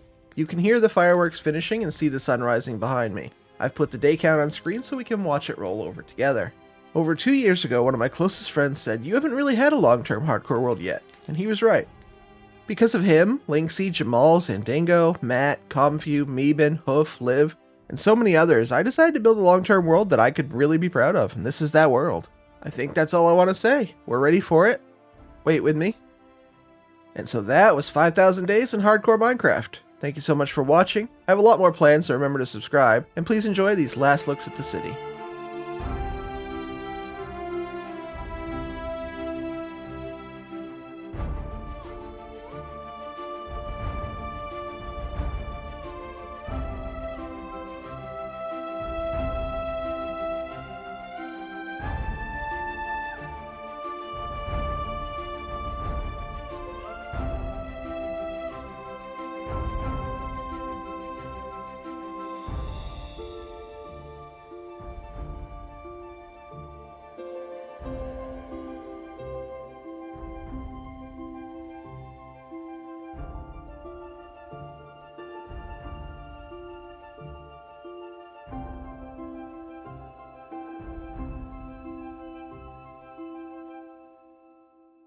If you're still here watching, I want to say thank you. I appreciate every second you spent watching the series, and I'm excited for what's still to come. Thank you, and I'll see you soon. Goodbye.